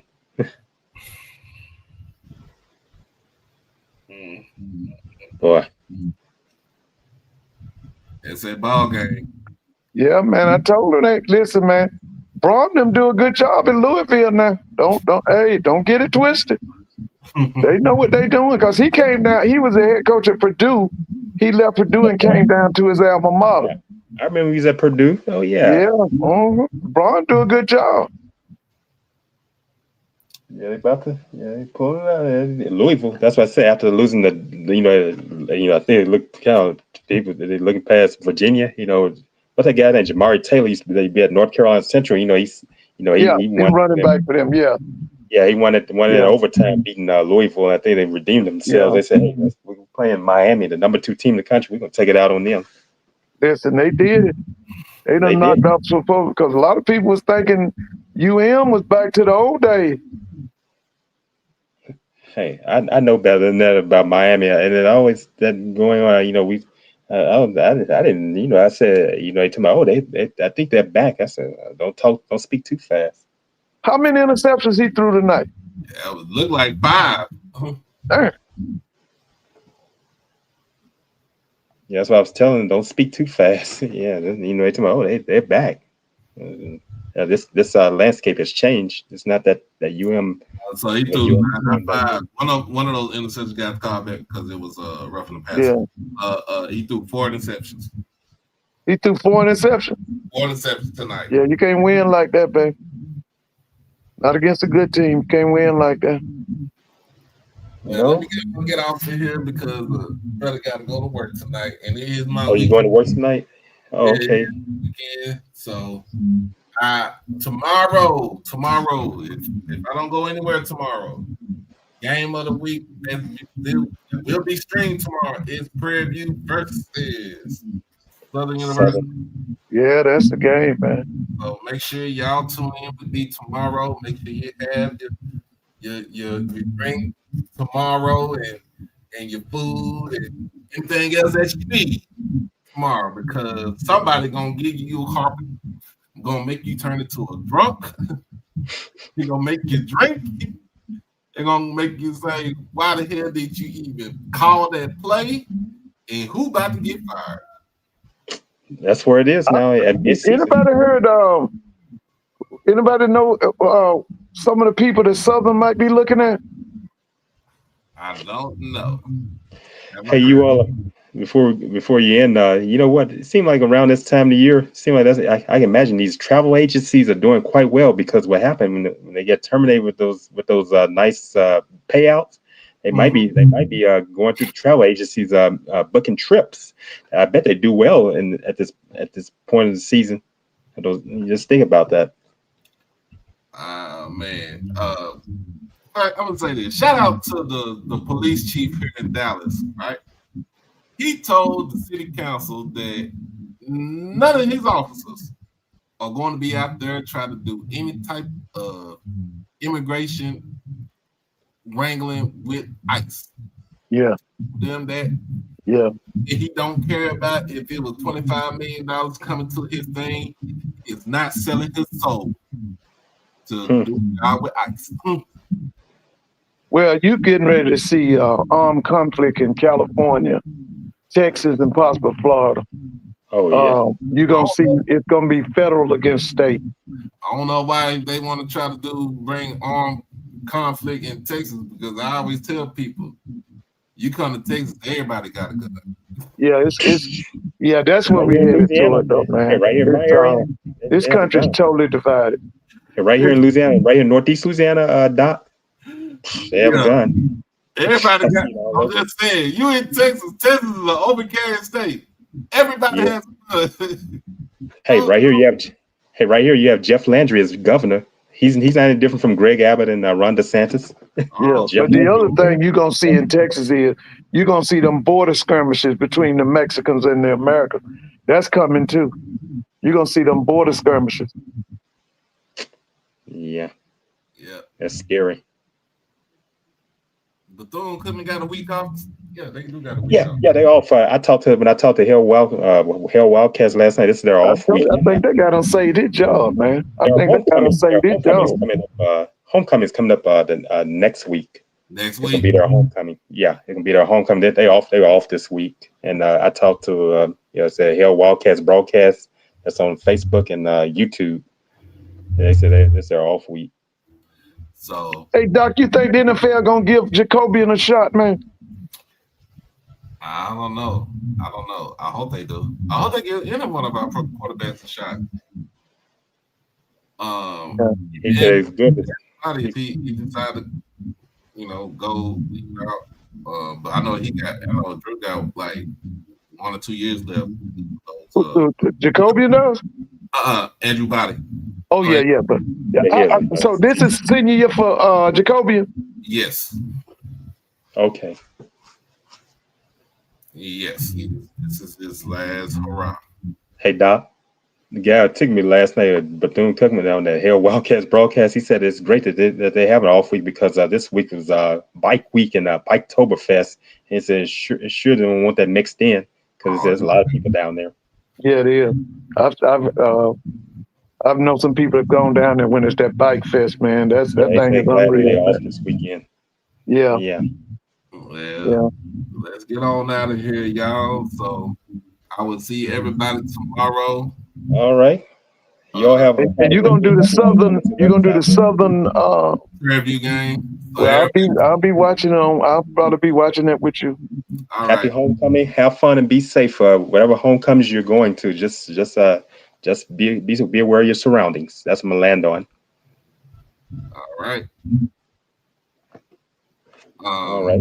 You all take care. See you later, Chuck. All right. All right. Well, take it easy. All right, Mr. Ford. Okay. Have a good one now. You too. All right. Let's get on up out of here. I gotta get ready for work. Boy, you late. You late as hell. Come on now. You got to do better.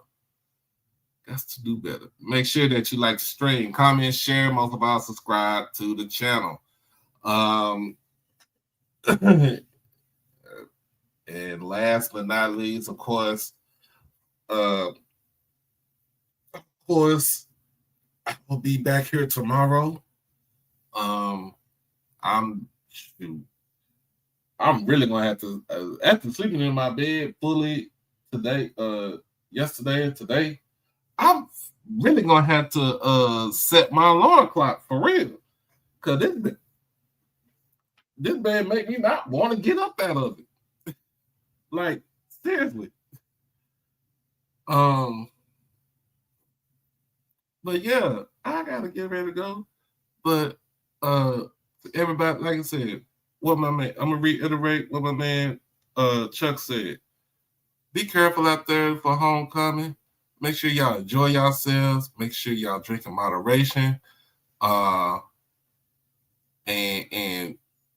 man, don't do no stupid shit. That's all I got to say. Shout out to my man Troy. My man Troy over at Gathering Old Men, Fat Mouth Sports. Today is his birthday. Shout out to him. He's getting lit. Hope he over at FAMU's tailgate. So yeah. Shout out to my man Troy. Happy birthday to my guy. We'll be back on here tomorrow. Make sure y'all have y'all donations ready for tomorrow. Y'all already know how we do with this right here, with the broadcast. And y'all be blessed. Y'all stay safe. Hug your loved ones and love on your loved ones.